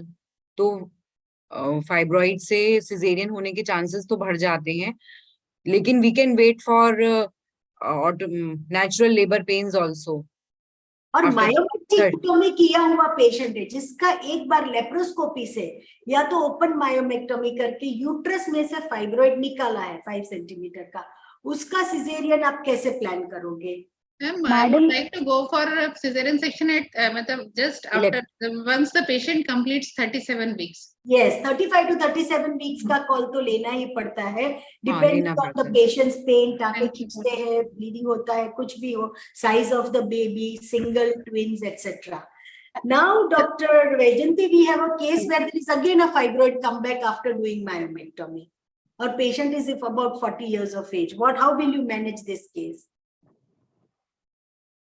Madam, what is the... I mean, she's 40 years of age. Have you done a myomectomy?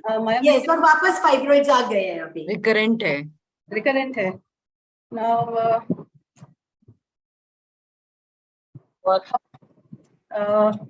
with recurrent fibroids, we can advise her for a uterine artery embolization of MRG FUS. Or ultimately, if nothing is working, then we may even go for a hysterectomy. If there are big fibroids and recurrent fibroids, we may go for a hysterectomy.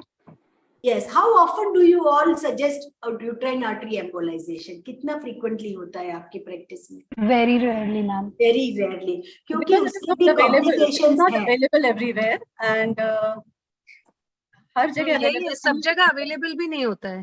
And infertility hamper करता है. Even I have seen patients का यूट्रन lining तो thin बन जाता है, but ovaries भी affect होती है और एग रिजर्व भी लो बन जाता है. तो for fertility preservation I generally don't advise uterine artery embolisation only in the advanced age. Comorbidities बहुत ज्यादा है, सर्जिकल रिस्क बहुत ज्यादा बन जाता है. That is the time when I suggest uterine artery embolisation. And MRG FUS is very rarely available. What is the risk of malignancy? जैसे ही बोली कि बच्चेदानी में गांठें हैं या तो 2 गांठें, patient immediately stands up कि मुझे कैंसर है. गांठ means cancer. तो how do you counsel your patients regarding this, Dr. Sushma? Ma'am, leiomyoma are benign tumors. मतलब ये benign tumor होते हैं, इसमें malignancy के chances are very rare. It is only 2 to 5% of leiomyoma get converted into leiomyosarcoma. So we can always counsel the patient that the chances of getting into carcinomatous changes are very rare. So there is nothing to worry. If the patient is asymptomatic, we can leave the myoma as such. And I have read, ma'am, if the patient is a risk for leiomyosarcoma, then it is not necessary the patient is having leiomyoma before. Patient can have leiomyosarcoma directly. It is not, matlab fibroid is not a risk factor for leiomyosarcoma. Exactly. And these patients also have a tendency of fibroadenoma breast also. Many a times I have seen fibroadenoma breast nikala, 6 साल के बाद बड़ा fibroid लेके, connective tissue disorder, which is genetic predisposition. This is one case very thin and lean patient, BMI 20 hoga, 47, complaining of abdominal pain. She herself is a teacher. When she came to us, it was like more than 32-34 weeks pregnancy jitna mass in the abdomen, a big panmural fibroid, and which was compressing. I mean, the MRI findings also showed a huge fibroid. She herself was very thin and lean, and 30 centimeter fibroid. We decided to do her laparotomy, total abdominal salpingo oophorectomy was done. So in such a case, how do you decide that surgical management, if we are doing perimenopausal women, is the time when they say abhi to mera 47 ho gaya, 1-2 saal mein period chala jayega, to kya karu? So in this, because it is an IMS, Indian Menopausal Society, perimenopausal women with fibroids, how do we go about, Dr. Nidhi? Madam, it is more than 14 weeks of the size, and still if it is asymptomatic, then also we have to remove it and we have to do hysterectomy. She is 47 already, and if the fibroid is less than 14 weeks and asymptomatic, then only we can go for expectant management, and at least annual ultrasound should be suggested. Anything else? You answered very well, Nidhi. Anybody wants to add? No. So the decision whether we want to do surgical, non-surgical in perimenopausal women is the size, location, number of fibroids. This was a huge size, what she said, and the severity of the symptoms. Patient preference is also very important. Sometimes patient does not want to get operated, but yes, in this but size, here the size is very big. We have to counsel. Very big. We have to counsel. Very big, and we have to counsel the patient for hysterectomy. Yes, and then we did open, because I don't believe in doing a 30 centimeters fibroids laparoscopically. Time is also very important. Patient was thin and lean, and if she's going to get the uterus removed, might as well do an open surgery and remove it. Now we have also because we have to look at the risk of anesthesia, surgical time, and that is also morbidity is there. So if there are, even if we are competent, we have all the facilities, in the interest of the patient, we should decide whether we are going for an open surgery or a lap surgery. Because many a times we have seen a lap surgery getting converted to a open surgery. Other than that, we give all the options to the patients ko pata hai ki ye open hai, par aapke liye ye zyada acha hai rather than laparoscopy. So that is, and sometimes small size of patient bolta hai mera open hi karo, laser se nahi karna, laparoscopy se nahi karta, usko reverse counseling bhi de sakte hai. Now, fibroids, again, myomectomy or hysterectomy depends on the future fertility, severity of symptoms, and the overall impact on quality of life. Many a times female को ऐसा लगता है कि मेरी बच्चेदानी निकाल देंगे, तो I would want to listen from you कि उनके mind में क्या confusion रहता है कि बच्चेदानी निकालने से क्या हो जाता है. Dr. Vaijanti, can you tell, how do your patient tell you कि बच्चेदानी क्यों नहीं निकालनी है, even if it is indicated? Ma'am, हमारे यहाँ पे तो उल्टा रहता है. They all come, even for a small fibroid, they have already made up their mind and say हमें तो निकालनी ही है. And no matter how much we counsel them, no matter how much we tell them, they say नहीं, I don't know periphery में कौन उनको समझा के भेजता है. Come to us, they already कि बस बच्चेदानी निकाल दो. रेशमी, what is your experience? मेरे प्रैक्टिस में ज्यादातर लोगों को ऐसा लगता है कि मतलब जो मॉडर्न लेडीज है, उनको ऐसा लगता है कि बच्चेदानी निकालने से उनके जो स्त्री के जो फीचर्स होते हैं ना, वो कम हो जाएंगे, या तो मेनोपॉज जल्दी आ जाएगा, बुढ़ापा आ जाएगा. एंड मेनली वो लोग स्केप्टिकल होते हैं सेक्सुअल लाइफ को. उनको ऐसा लगता है कि मतलब हस्बैंड्स को ऐसा लगता है, या तो उनको खुद को की इच्छा कम हो जाती है. लिबिडो जो कहते हैं ना, या तो लेमन रोज के लैंग्वेज में उनको सेक्स की इच्छा कम हो जाती है, या तो सेक्स करना मुश्किल हो जाता है. तो वो सबसे बड़ा तो उनको यूट्रस निकालने का वही होता है. वही हस्बैंड को भी और वाइफ को भी के सेक्सुअल लाइफ. गांव के और शहर के मरीजों में डिफरेंस है. गांव के मरीज दे आर रेडी विद, वो लोग एक्सेप्ट करते हैं हिस्टेरेक्टमी, लेकिन शहर के लोगों में उनमें है अवेयरनेस, उनको लगता है कि मेरी हड्डियां कमजोर हो जाएंगी, मुझे कैल्शियम की कमी हो जाएगी और मेरी लाइफ, सेक्सुअल लाइफ Many ऐसी नहीं रह times, पाएगी। और many कुछ times, लोगों को ऐसे देखे कि उनका कैटरेक्ट, उनको ऐसे लगे मोतिया आ जाएंगी अगर यूट्रस निकालेंगे, हेडेक हो जाएगा। हाँ। Do you have experience of robotic assisted? जिनको करवाना चाहिए उनको नहीं करवाना, जिनको नहीं करवाना चाहिए उनको करवाना है, एक्चुअली बेसिकली यही हो जाता है। ठीक है, ठीक है। So I always counsel we should not go for hysterectomy until unless it is very much indicated, because हम ऐसे समझाते हैं मैम पेशेंट्स को कि जो चेंजेस बॉडी में आपका 50 के बाद आने वाला है वो जल्दी आ जाएगा, और जो भी फिजिकल प्रॉब्लम्स है, और इवन हार्ट डिजीज को भी हम समझा सकते हैं कि भाई हार्ट डिजीज के जो चांसेस हैं वो भी after hysterectomy there is increase in the incidence of heart diseases. तो इस तरह से भी काउंसिल कर सकते हैं। और नाउ डेज ड्यूरिंग मतलब in last 15 years of my practice I am seeing कि nowadays many people understand what will be the loss after hysterectomy, so they consider and they go for conservative management nowadays. Even village peoples also, they want to go for conservative management. But ovarian preservation, if we preserve the ovaries, the cardiac complications, the hormonal से जो complications आते हैं वो नहीं आएंगे. But it is always better, I would suggest कि surgery is surgery. Risk तो उसका एनेस्थेशिया में, even after we leave the ovary ma'am, तो क्यों रिस्क लेना है तुमको? Even after leaving the ovary will work only for 5 to 6 years. But if the ovary will remain with uterus, they will remain working till 60-65 years. At least they are going to secrete androgens, which is beneficial for the patient. And along with this fibroids, we also see कि कुछ endometriosis, because adenomyosis, endometriosis and fibroids, they go hand in glove. Many a times all three are there. So that is also important in decision making. And then the cervical condition, whether there is erosion, whether there is hypertrophy in the cervix. फिर छोटा fibroid भी हो तो hypertrophic cervix के लिए भी indication बन जाता है. So these are all the factors which help us guide. So conclusion में we have done today a wonderful job.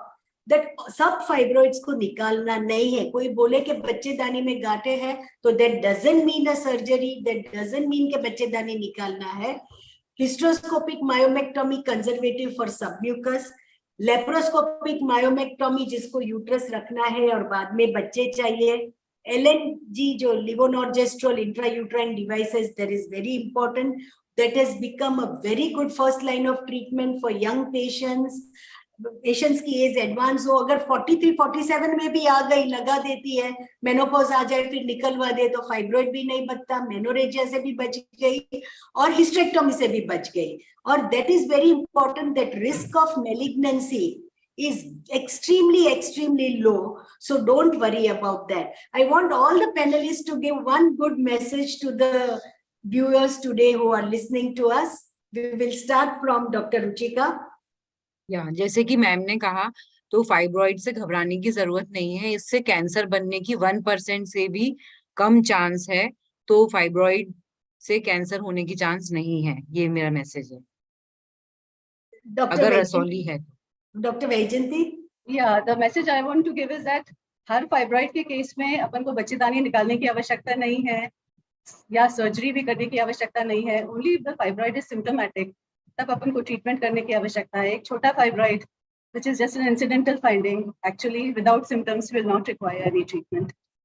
Dr. Nidhi, madam मैं ये कहना चाहूंगी उनके लिए कि जब भी आपको फाइब्रॉइड डायग्नोज होता है तो आसपास के लोग बहुत सारे एडवाइसेस देने लगते हैं, ये कर लीजिए वो कर लीजिए, लेकिन उनको ना सुन के डॉक्टर की सलाह माने. और जो गायनेकोलॉजिस्ट आपके हैं वो बिल्कुल सही सलाह देंगे, और जो भी आपकी फर्टिलिटी एज के हिसाब से, तो उनकी सलाह मानना ज्यादा जरूरी है. डॉक्टर रेशमी, टाइम से बच्चे कर लीजिए, नहीं तो यूट्रस में फाइब्रॉइड हो सकता है.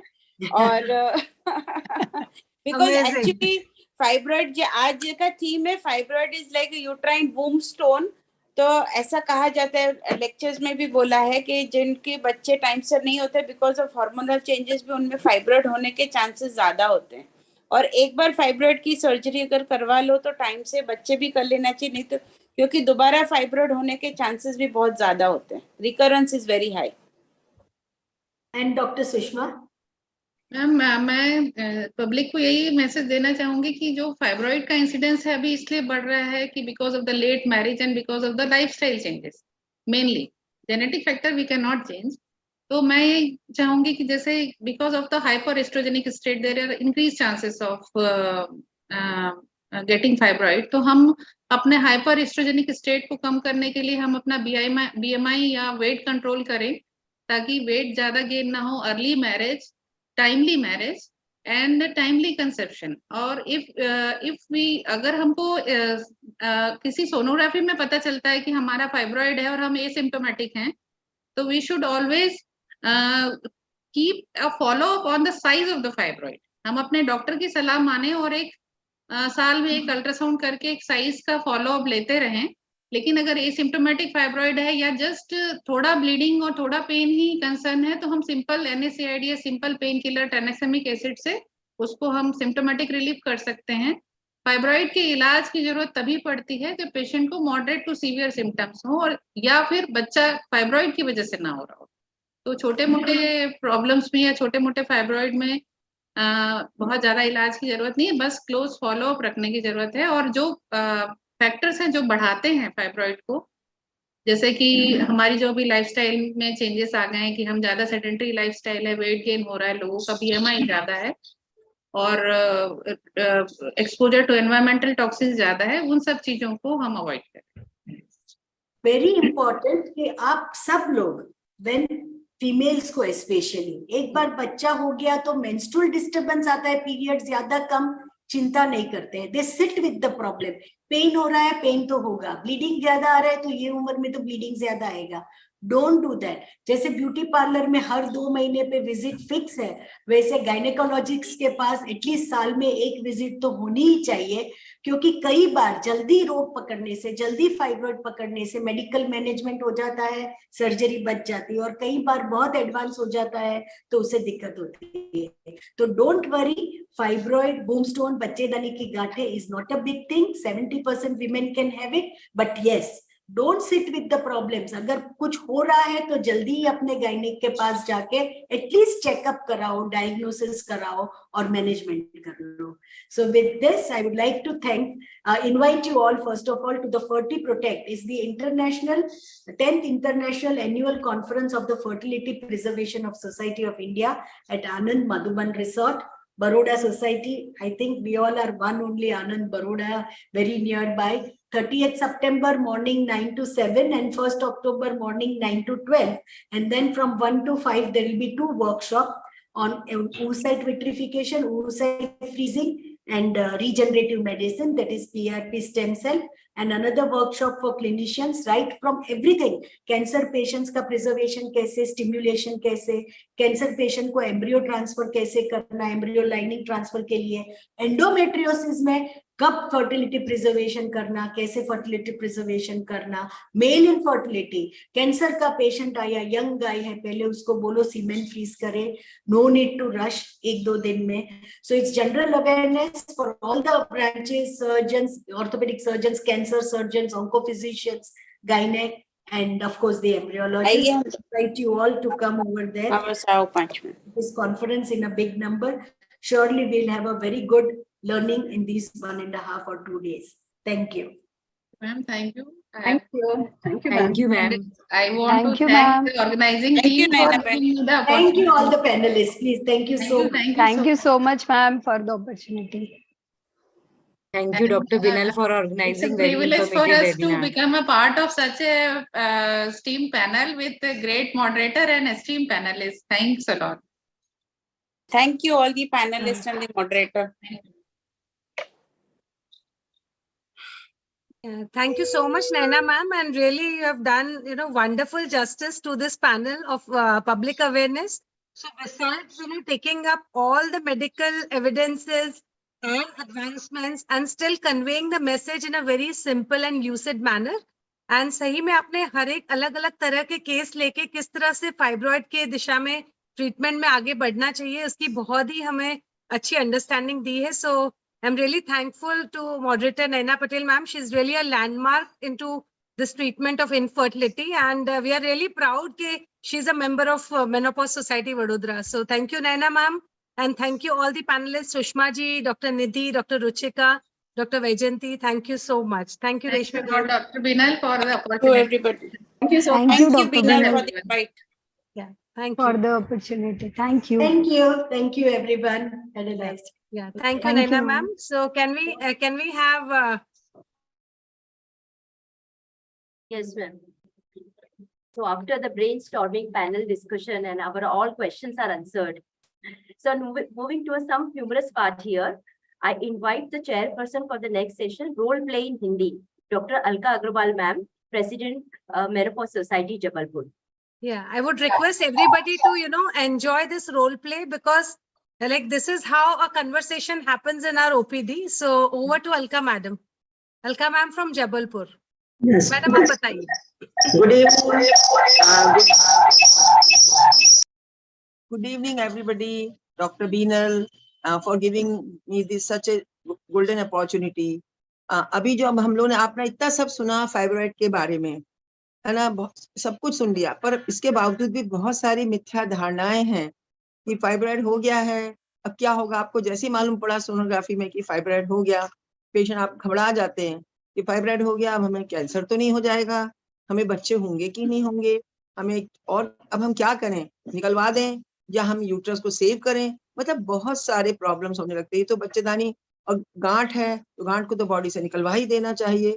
इसी सारे समस्याओं के समाधान के लिए हमारे डॉक्टर्स ने, दो हमारे बड़े नागपुर की डॉक्टर्स ने, डॉक्टर विद्या ने और डॉक्टर शांतला ने एक रोल प्ले आप लोग के लिए तैयार किया है, समस्त क्लब 35 मेंबर्स के लिए। तो देखिए और इसका आनंद लीजिए। तो doctor, Thank you so much. Thank you Alka ma'am. So Paresh bhai, can we have the role play? कि फाइब्रॉइड हो गया, हमें कैंसर तो नहीं, Yeah. हमें I just want to apologize. It's not a role play, it's a video right now. या हम uterus को सेव करें। मतलब बहुत सारे प्रॉब्लम्स होने लगते हैं। तो बच्चेदानी और गांठ है तो गांठ को तो बॉडी से निकलवा ही देना चाहिए। इसी सारे समस्याओं के समाधान के लिए हमारे डॉक्टर्स ने, दो हमारे बड़े नागपुर की डॉक्टर्स ने, डॉक्टर विद्या ने और डॉक्टर शांतला ने एक रोल प्ले आप लोग के लिए तैयार किया है, समस्त क्लब 35 मेंबर्स के लिए। तो देखिए और इसका आनंद लीजिए। तो doctor, Thank you so much. Thank you Alka ma'am. So Paresh bhai, can we have the role play? Yeah, and हमें कैंसर तो नहीं, yeah, and I just want to say a word. Can I say a word? It's not a role play, it's a video right now. Yeah, it's a video. Save करें। मतलब बहुत सारे problems होने लगते हैं। तो बच्चेदानी, परेश भाई, पुराना रिकॉर्डिंग पीछे बैकग्राउंड में चल रहा है। इसी सारे समस्याओं के परेश भाई, पुराना रिकॉर्डिंग बैकग्राउंड में चल रहा है, उसको पहले बंद करें।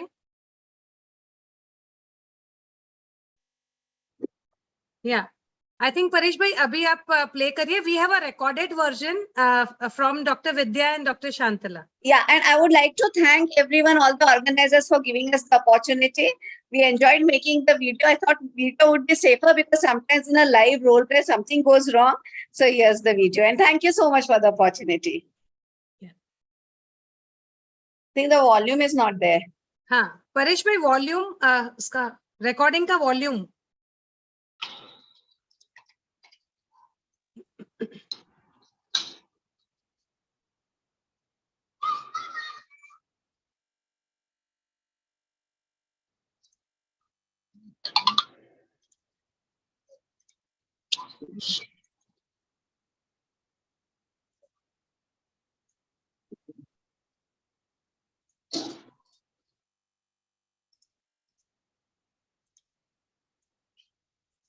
परेश भाई, can we have the role play?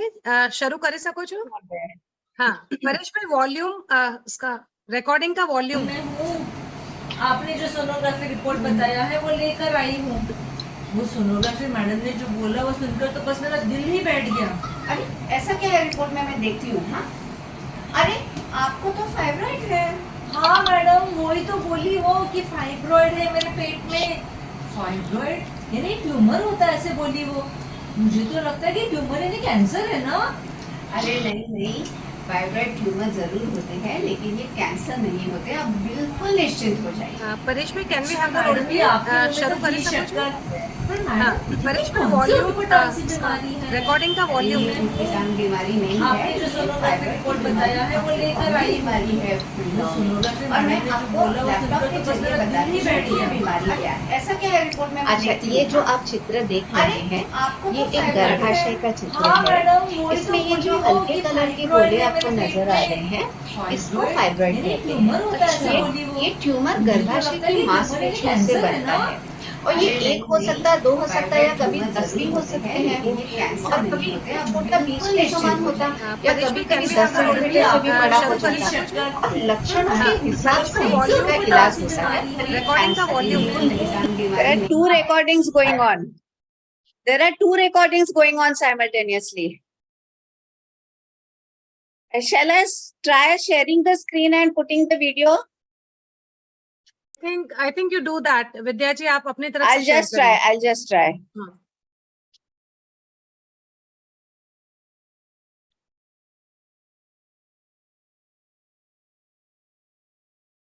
Is it audible? नहीं, ऑडिबल नहीं है अभी। वीडियो दिख रहा है। ओके। वॉल्यूम आपकी तरफ से बढ़ सकता है? I'll try. ये तो फुल वॉल्यूम है। Ma'am, I'll stop this. I'm not getting the. ठीक है, परेश भाई आप एक बार फिर से शायद हो ट्राई नहीं रहा है। करें। बीनल वॉल्यूम एकदम क्लियर છે मैडम નું। Okay, I could not here. मतलब पल्लवी जी जब डॉक्टर विद्या ने शेयर किया तब क्लियर था basically? Yes yes yes, I think उनको लॉग ऑफ करके, I think Paresh will help out, log of करके फिर से लॉग इन होंगे वो। ओके परेश भाई, कैन यू ट्राई और you want me doctor Vidya to again share? હું એકવાર ટ્રાય કરું છું મેમ।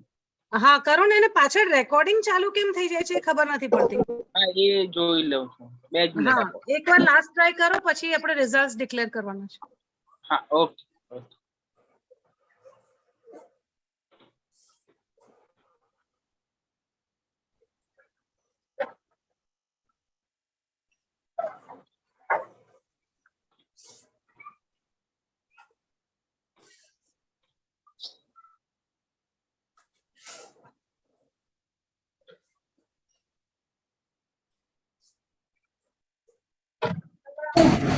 आपने जो सोनोग्राफी रिपोर्ट बताया है वो लेकर आई हूँ। वो सोनोग्राफी मैडम ने जो बोला वो सुनकर तो बस मेरा दिल ही बैठ गया। अरे ऐसा क्या है रिपोर्ट में? मैं देखती हूँ। हाँ अरे आपको तो फाइब्रॉइड है। हाँ मैडम, वही तो बोली वो कि फाइब्रॉइड है मेरे पेट में। फाइब्रॉइड यानी ट्यूमर होता है, ऐसे बोली वो। मुझे तो लगता है कि ट्यूमर यानी कैंसर है ना। अरे नहीं नहीं, फाइब्रॉइड ट्यूमर जरूर होते हैं लेकिन ये कैंसर नहीं होते। आप बिल्कुल निश्चिंत हो जाइए। अच्छा मैडम, ये आपके मुंह में तो घी शक्कर। पर मैडम ये कौन सी उटपटांग सी बीमारी है? अरे ये उटपटांग बीमारी नहीं है, ये फाइब्रॉइड की बीमारी काफी कॉमन बीमारी है महिलाओं में। और मैं आपको लैपटॉप के जरिए बताती हूँ कि ये बीमारी क्या है। अच्छा, ये जो आप चित्र देख रहे हैं ये एक गर्भाशय का चित्र है। इसमें ये जो हल्के कलर के गोले आपको नजर आ रहे हैं इसको फाइब्रॉइड कहते हैं। अच्छा। ये ट्यूमर गर्भाशय की मांसपेशियों से बनता है और ये एक हो सकता है, 2 हो सकता है या कभी 10 भी हो सकते हैं और कभी एकदम छोटा बीज के समान होता या कभी कभी 10 सेंटीमीटर से भी बड़ा हो जाता और लक्षणों के हिसाब से इसका इलाज होता है, पर ये कैंसर बिल्कुल नहीं है। जी मैडम जी, अब जरा सांस मेरी छूट रही है। पर मैडम जी, आपने तो बोला कि ये मांसपेशियों से बनता है, पर मैं तो मांस मच्छी खाती भी नहीं हूँ, छूती तक नहीं है। तौबा तौबा। अरे वो ऐसी बात नहीं है, वो कारण नहीं है। इस मांस मच्छी खाने से कुछ नहीं होता है, इसके कारण कुछ अलग ही है। एक तो है हार्मोन्स।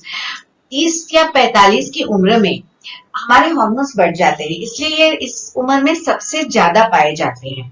फिर मेनोपॉज से पहले कुछ महीने हमारे हार्मोन्स का बैलेंस चला जाता है, तो उस समय ये एकदम बढ़ भी सकते हैं। और मेनोपॉज के बाद क्योंकि हमारे हार्मोन्स एकदम नीचे आ जाते हैं, उस समय वो सिकुड़ भी सकते हैं और दूसरा कारण है आनुवंशिकता। जैसे अगर माँ को है तो बेटी को हो सकता है, बहन को हो सकता है। अरे अच्छा, तो बस मतलब इसका मतलब मेनोपॉज होने के बाद फिर तो सब ठीक ठाक हो जाएगा। मैडम जी इसका मतलब ये है ना कि मुझे तो ऑपरेशन की जरूरत ही नहीं पड़ेगी। बहुत सारे पेशेंट्स में ये हम उनको यही सलाह देते हैं कि आपको कुछ करने की जरूरत नहीं है, लेकिन कुछ पेशेंट्स जैसे जिनकी उम्र कम होती है और उनका फाइब्रॉइड भीतरी तरफ होता है, उनको कभी कभी बांझपन हो सकता है और अबॉर्शन भी हो सकते हैं। तो उन केसेस में हम हिस्ट्रोस्कोपी मतलब एक दूरबीन होती है जिसके जरिए वो निकाल देते हैं फाइब्रॉइड और उसके बाद उनको बच्चे भी हो जाते हैं। फिर थोड़ी कम तकलीफ होती है, बस माहवारी ज्यादा जा रही है, ऐसे पेशेंट्स में हम गोली, मिरेना, इंजेक्शन, इससे सिम्टम्स कंट्रोल कर लेते हैं और थोड़ा बहुत फाइब्रॉइड भी सिकुड़ जाता है। लेकिन आपके केस में ये काफी बड़ा है फाइब्रॉइड, तो आपको तो ऑपरेशन करना पड़ेगा। अरे मैडम जी मुझे तो वो बड़े चीरे से बहुत डर लगता है, मुझे नहीं करवाना है।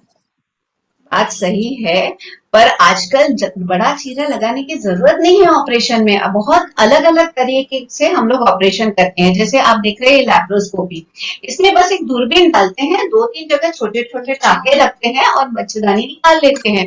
फिर आजकल बड़े बड़े शहरों में रोबोटिक सर्जरी भी मौजूद है, उसमें भी बहुत कम टाके लगते हैं। और ऐसा भी मौजूद है तरीका जिसमें आपको टाके लगते ही नहीं है, जैसे वजाइनल हिस्टेक्टमी, जिसमें योनि मार्ग से पूरा का पूरा यूट्रस निकाल लिया जाता है, लेकिन उसके लिए एक बहुत स्किल्ड सर्जन की जरूरत होती है। और अगर आपको यूट्रस निकालने में डर लग रहा है तो एक और तरीका है एम्बोलाइजेशन, जिसमें जो ब्लड सप्लाई जाता है, जो नस जाती है यूट्रस की तरफ, उसमें हम ब्लॉक कर देते हैं, तो फाइब्रॉइड अपने आप सिकुड़ जाता है। फिर और एक तरीका है जिसमें फोकस्ड अल्ट्रासाउंड हम यूज करते हैं और वो फाइब्रॉइड को जला देते हैं, फिर बाद में वो अपने आप सिकुड़ जाता है। मेरा ये कहना है कि ये मेरे पास काफी सारे पैम्फलेट्स हैं, हाँ, तो इनको आप घर ले जाइए और आप अच्छी तरह पढ़िए। इसमें सारे तरीकों के फायदे, सारे तरीकों के नुकसान लिखे हुए हैं, और ये सब पढ़ के आप खुद ही तय करिए कि आपको कौन से तरीके से ऑपरेशन करना है या बच्चेदानी निकालना है। जी हाँ मैडम जी, बहुत बहुत धन्यवाद आपका। मैं ये जरूर पढ़ूंगी और फिर आपके पास आऊंगी मेरा इलाज करने के लिए। बहुत शुक्रिया।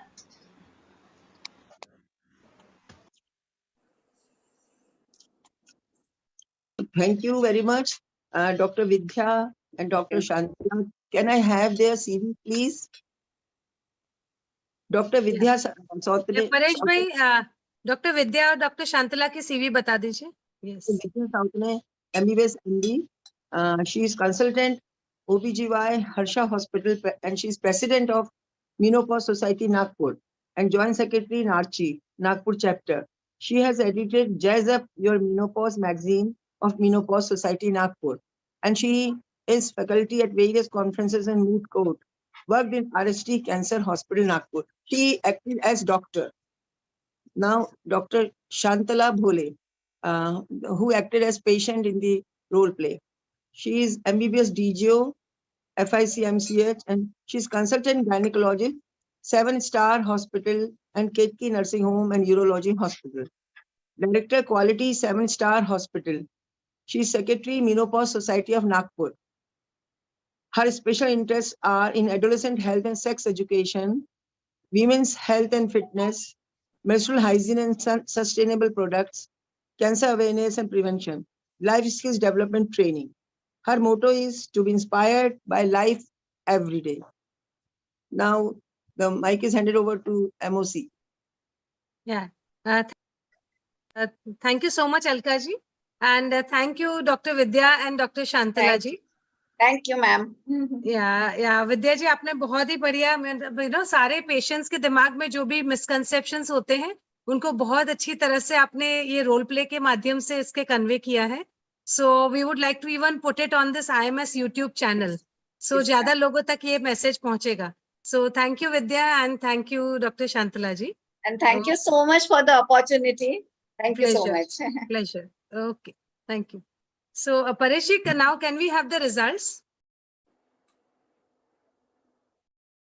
तो मैं सब ऑडियंस को बताना, परेश भाई, the results of the contest, the photography contest.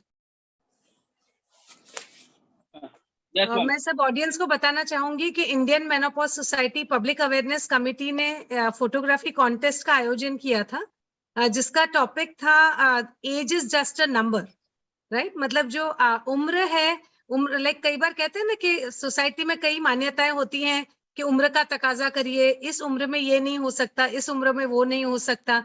तो काफी सारे रिस्ट्रिक्शंस उम्र के साथ लोगों ने हमारे मन में डाल दिए हैं। तो मैं यही ब्रेक करना चाहती थी कि you have to count that age is just a number, and I am so happy. इसमें 2 कैटेगरीज हमने रखी गई थी, तो दोनों कैटेगरीज को मिला के we had more than 100 people participating, and हमारे जो एस्टीम जजेस थे, doctor Smith Mataliya, he is an orthopaedic surgeon and a wild life photographer and a professional photographer, doctor miss Hetal Shah.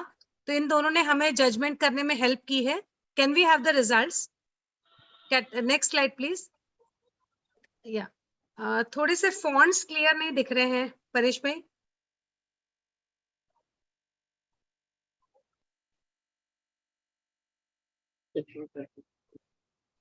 या परेश भाई, रिजल्ट का पीपीटी फिर से शेयर करेंगे, फॉन्ट्स क्लियर नहीं दिख रहे हैं। और मीनवाइल या बड़ौदा की प्रेसिडेंट डॉक्टर पल्लवी सतारकर हमारे साथ हैं। Doctor Pallavi ji, are you still there?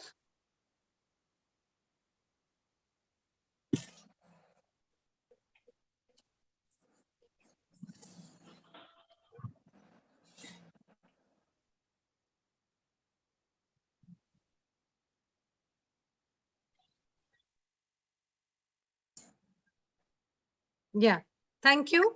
So category, yes.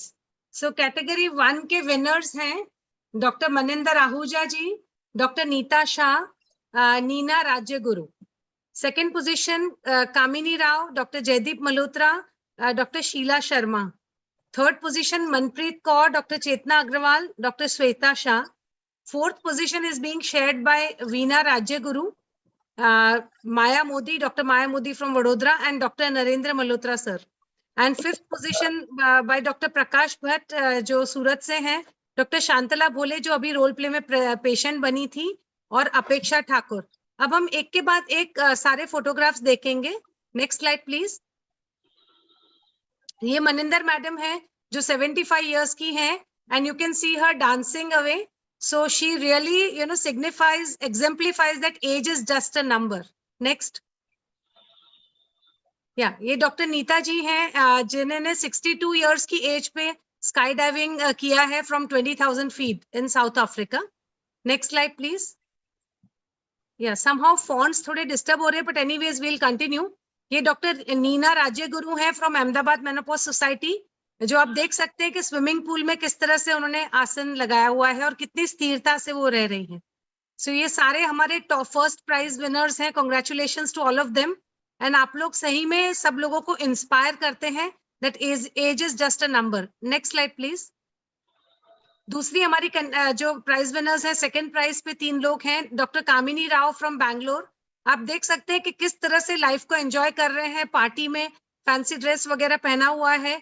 तो दे आर सिग्निफाइंग के ऐसा कोई मतलब नहीं है कि कुछ चीज आप कुछ उम्र के बाद नहीं कर सकते हैं। You can have fun at any time in life, right? So as you can see that she is 70 years and she is just signifying that age is just a number. Next slide. ये doctor Jaideep Malhotra ma'am है, and you can see the intimacy which the couple shares, and the fun which they are having of togetherness. So really, both of you signify that age is just a number. Next slide. Jaideep ma'am Agra से हैं, and doctor Sheela Sharma जो बहुत ही passionate हैं regarding her dance, and she is from Club 35 Plus Varanasi, and उन्होंने मतलब यही बोला कि age is just a number, और उन्होंने 35 साल पहले क्लासिकल डांस सीखा था, बीच में गैप आया, और अभी 64 साल की उम्र में भी ये यही सोचती हैं कि सीखने के लिए कोई उम्र नहीं होती, and she is still learning. So yes doctor Sheela ji, next slide. And ये मनप्रीत कौर जी हैं, आप देख सकते हैं कि इनकी ग्रैंड डॉटर्स को घोड़े सवारी करा रही हैं, पिगी बैक राइड दे रही हैं, साइकिलिंग कर रही हैं. सो फिटनेस मेंटेन किया है एंड एंथुजियाज्म भी मेंटेन किया है. So she is from Patiala. So congratulations Manpreet ji, and yes, age is just a number. She is more than 57 years. Next slide.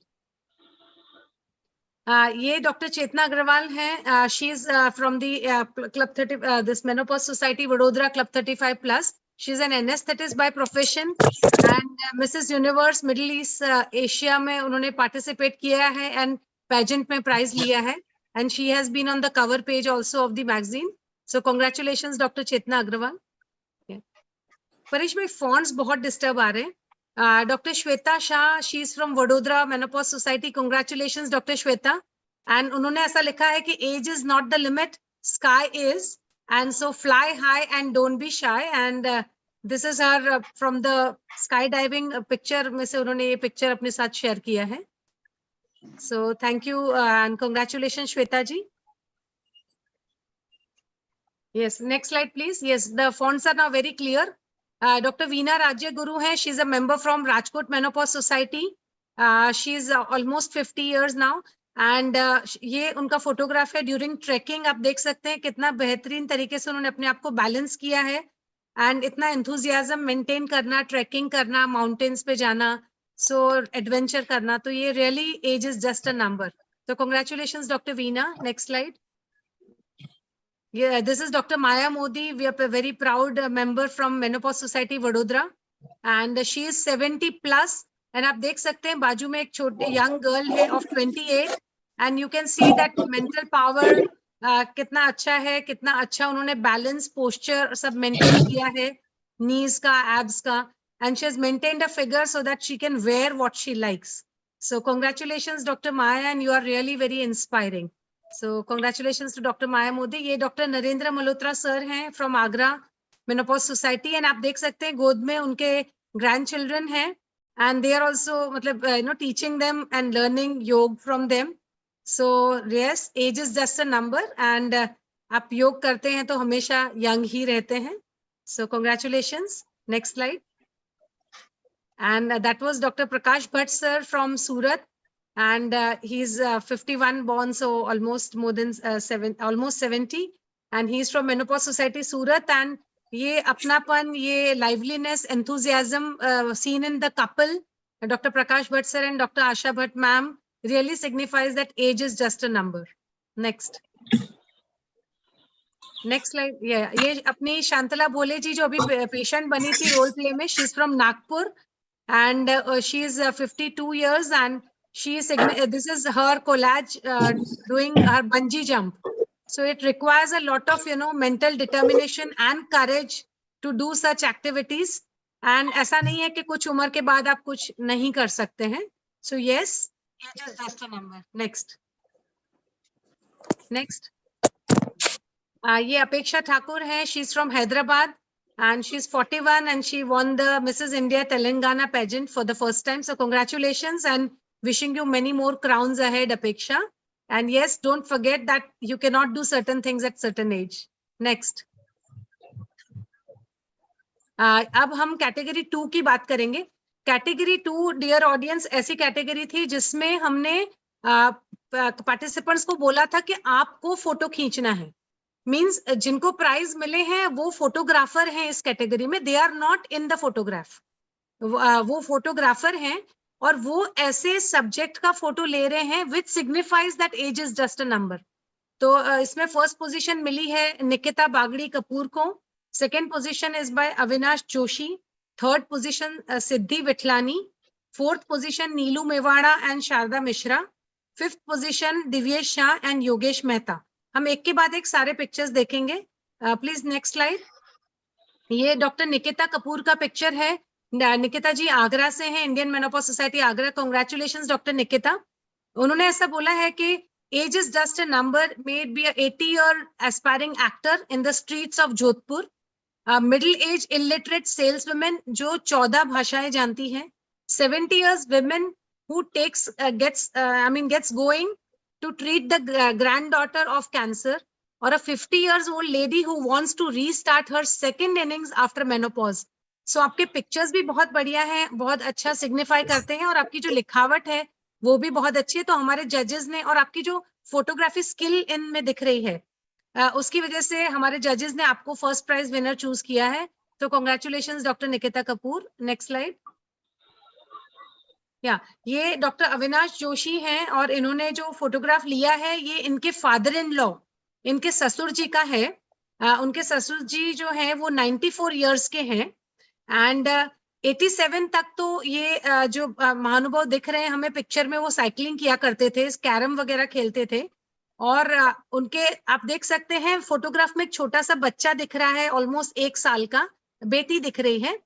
तो रिसेंटली ये जो अंकल हैं उन्होंने डेवलप फ्रैक्चर पेल्विस, और अब ये बता रहे हैं इस पिक्चर में कि अब ये दादाजी और उसकी पोती दोनों साथ में चलना सीख रहे हैं। So it is really an amazing picture. आप देख सकते हैं क्रचेस को छोटी बेटी ने भी पकड़ा हुआ है और दादा ने पकड़ा हुआ है। ये है Usha Rajdev, she is 73 years old, she is I am so sorry, she is 73 years young and ये मेंबर है राजकोट साइकिल क्लब की और राजकोट मेनोपॉज सोसाइटी क्लब 35+ की मेंबर है और रोज 33 किलोमीटर साइकिल चलाती है। So congratulations Usha ji. And ये पिक्चर लिया है डॉक्टर सिद्धि विठलानी ने। So doctor Siddhi, thank you for bringing this picture to us. So congratulations doctor Siddhi. Next slide. ये डॉक्टर शारदा मिश्रा ने ये पिक्चर शेयर किया है और जो लेडी हमें दिख रही है सिल्वर बालों के साथ, शी इज प्रोफेसर शशि खरे और ये इनके एनुअल फंक्शन का पिक्चर है जिसमें हमें सब डांस करते हुए देखने मिल रहे हैं। तो मतलब डांस करने के लिए, खुशी मनाने के लिए, अपना उत्साह जाहिर करने के लिए कोई उम्र नहीं होती है। Age is just a number. So congratulations doctor Sharda Mishra. Next slide. आप दूसरे लोग प्लीज म्यूट रखें अपने आप को, प्लीज म्यूट रखें। ये नीलू मेवाड़ा जी ने शेयर किया है ये पिक्चर और जो डांस करने वाली लेडी है शी इज 54 years एंड आप देख सकते हैं कि कितना बेहतरीन बैलेंस उन्होंने मेंटेन किया है और अपनी कमाई के लिए, पर्सनल फैमिली के अर्निंग के लिए ये डांस परफॉर्मेंस देती हैं। So age is just a number and thank you Neelu Mewada ji. Next slide. Next slide Paresh bhai, next slide please. Yes. And ये डॉक्टर दिवेश शाह जो बड़ौदा मेनोपॉज सोसाइटी के मेंबर हैं, उन्होंने शेयर किया है ये पिक्चर। पिक्चर में जो लेडी हमें दिख रही हैं she is doctor Bhagwati Ojha. She is a medical doctor, 87 years young, independent at 80+, and she has world record holding in cycling, swimming and marathon. So kudos to Dr. Bhagwati and thank you Dr. Divesh Shah to bring this picture to us. Yes, age is just a number. Next slide. Yeah. So I think we are done with the prizes. Yeah, you can stop sharing, Paresh bhai. Dr. Mewada, excuse me. Dr. Yes, Mewada, which society? हाँ ma'am, वो मैं check करके बता दूंगी अभी। I will have to go back, but मैं I will in all our groups मैं फिर से कल रिजल्ट शेयर करूंगी अपने सारे ग्रुप्स में। Our Jabalpur society has won one prize. Dr. Sharda Mishra. अरे वाह, कांग्रेचुलेशंस मैडम। एंड मतलब मैं आई रियली अप्रिशिएट कि आपकी सोसाइटी जो है बहुत ही एंथुजियाज्म से सारे कॉन्टेस्ट में पार्टिसिपेट करते हैं और इस एंथुजियाज्म की वजह से हमें ऐसे कॉन्टेस्ट करते रहने का एक बूस्ट मिलता है। So congratulations and thank you for sharing this. And congratulations you that you are giving us so opportunities. नहीं, बहुत मतलब हमारे it is like my, you can say that it's my good luck that I am at this position that at least I can create some enthusiasm and create some stir in the menopause society and club 35+. So thank you so much. Yeah. And over to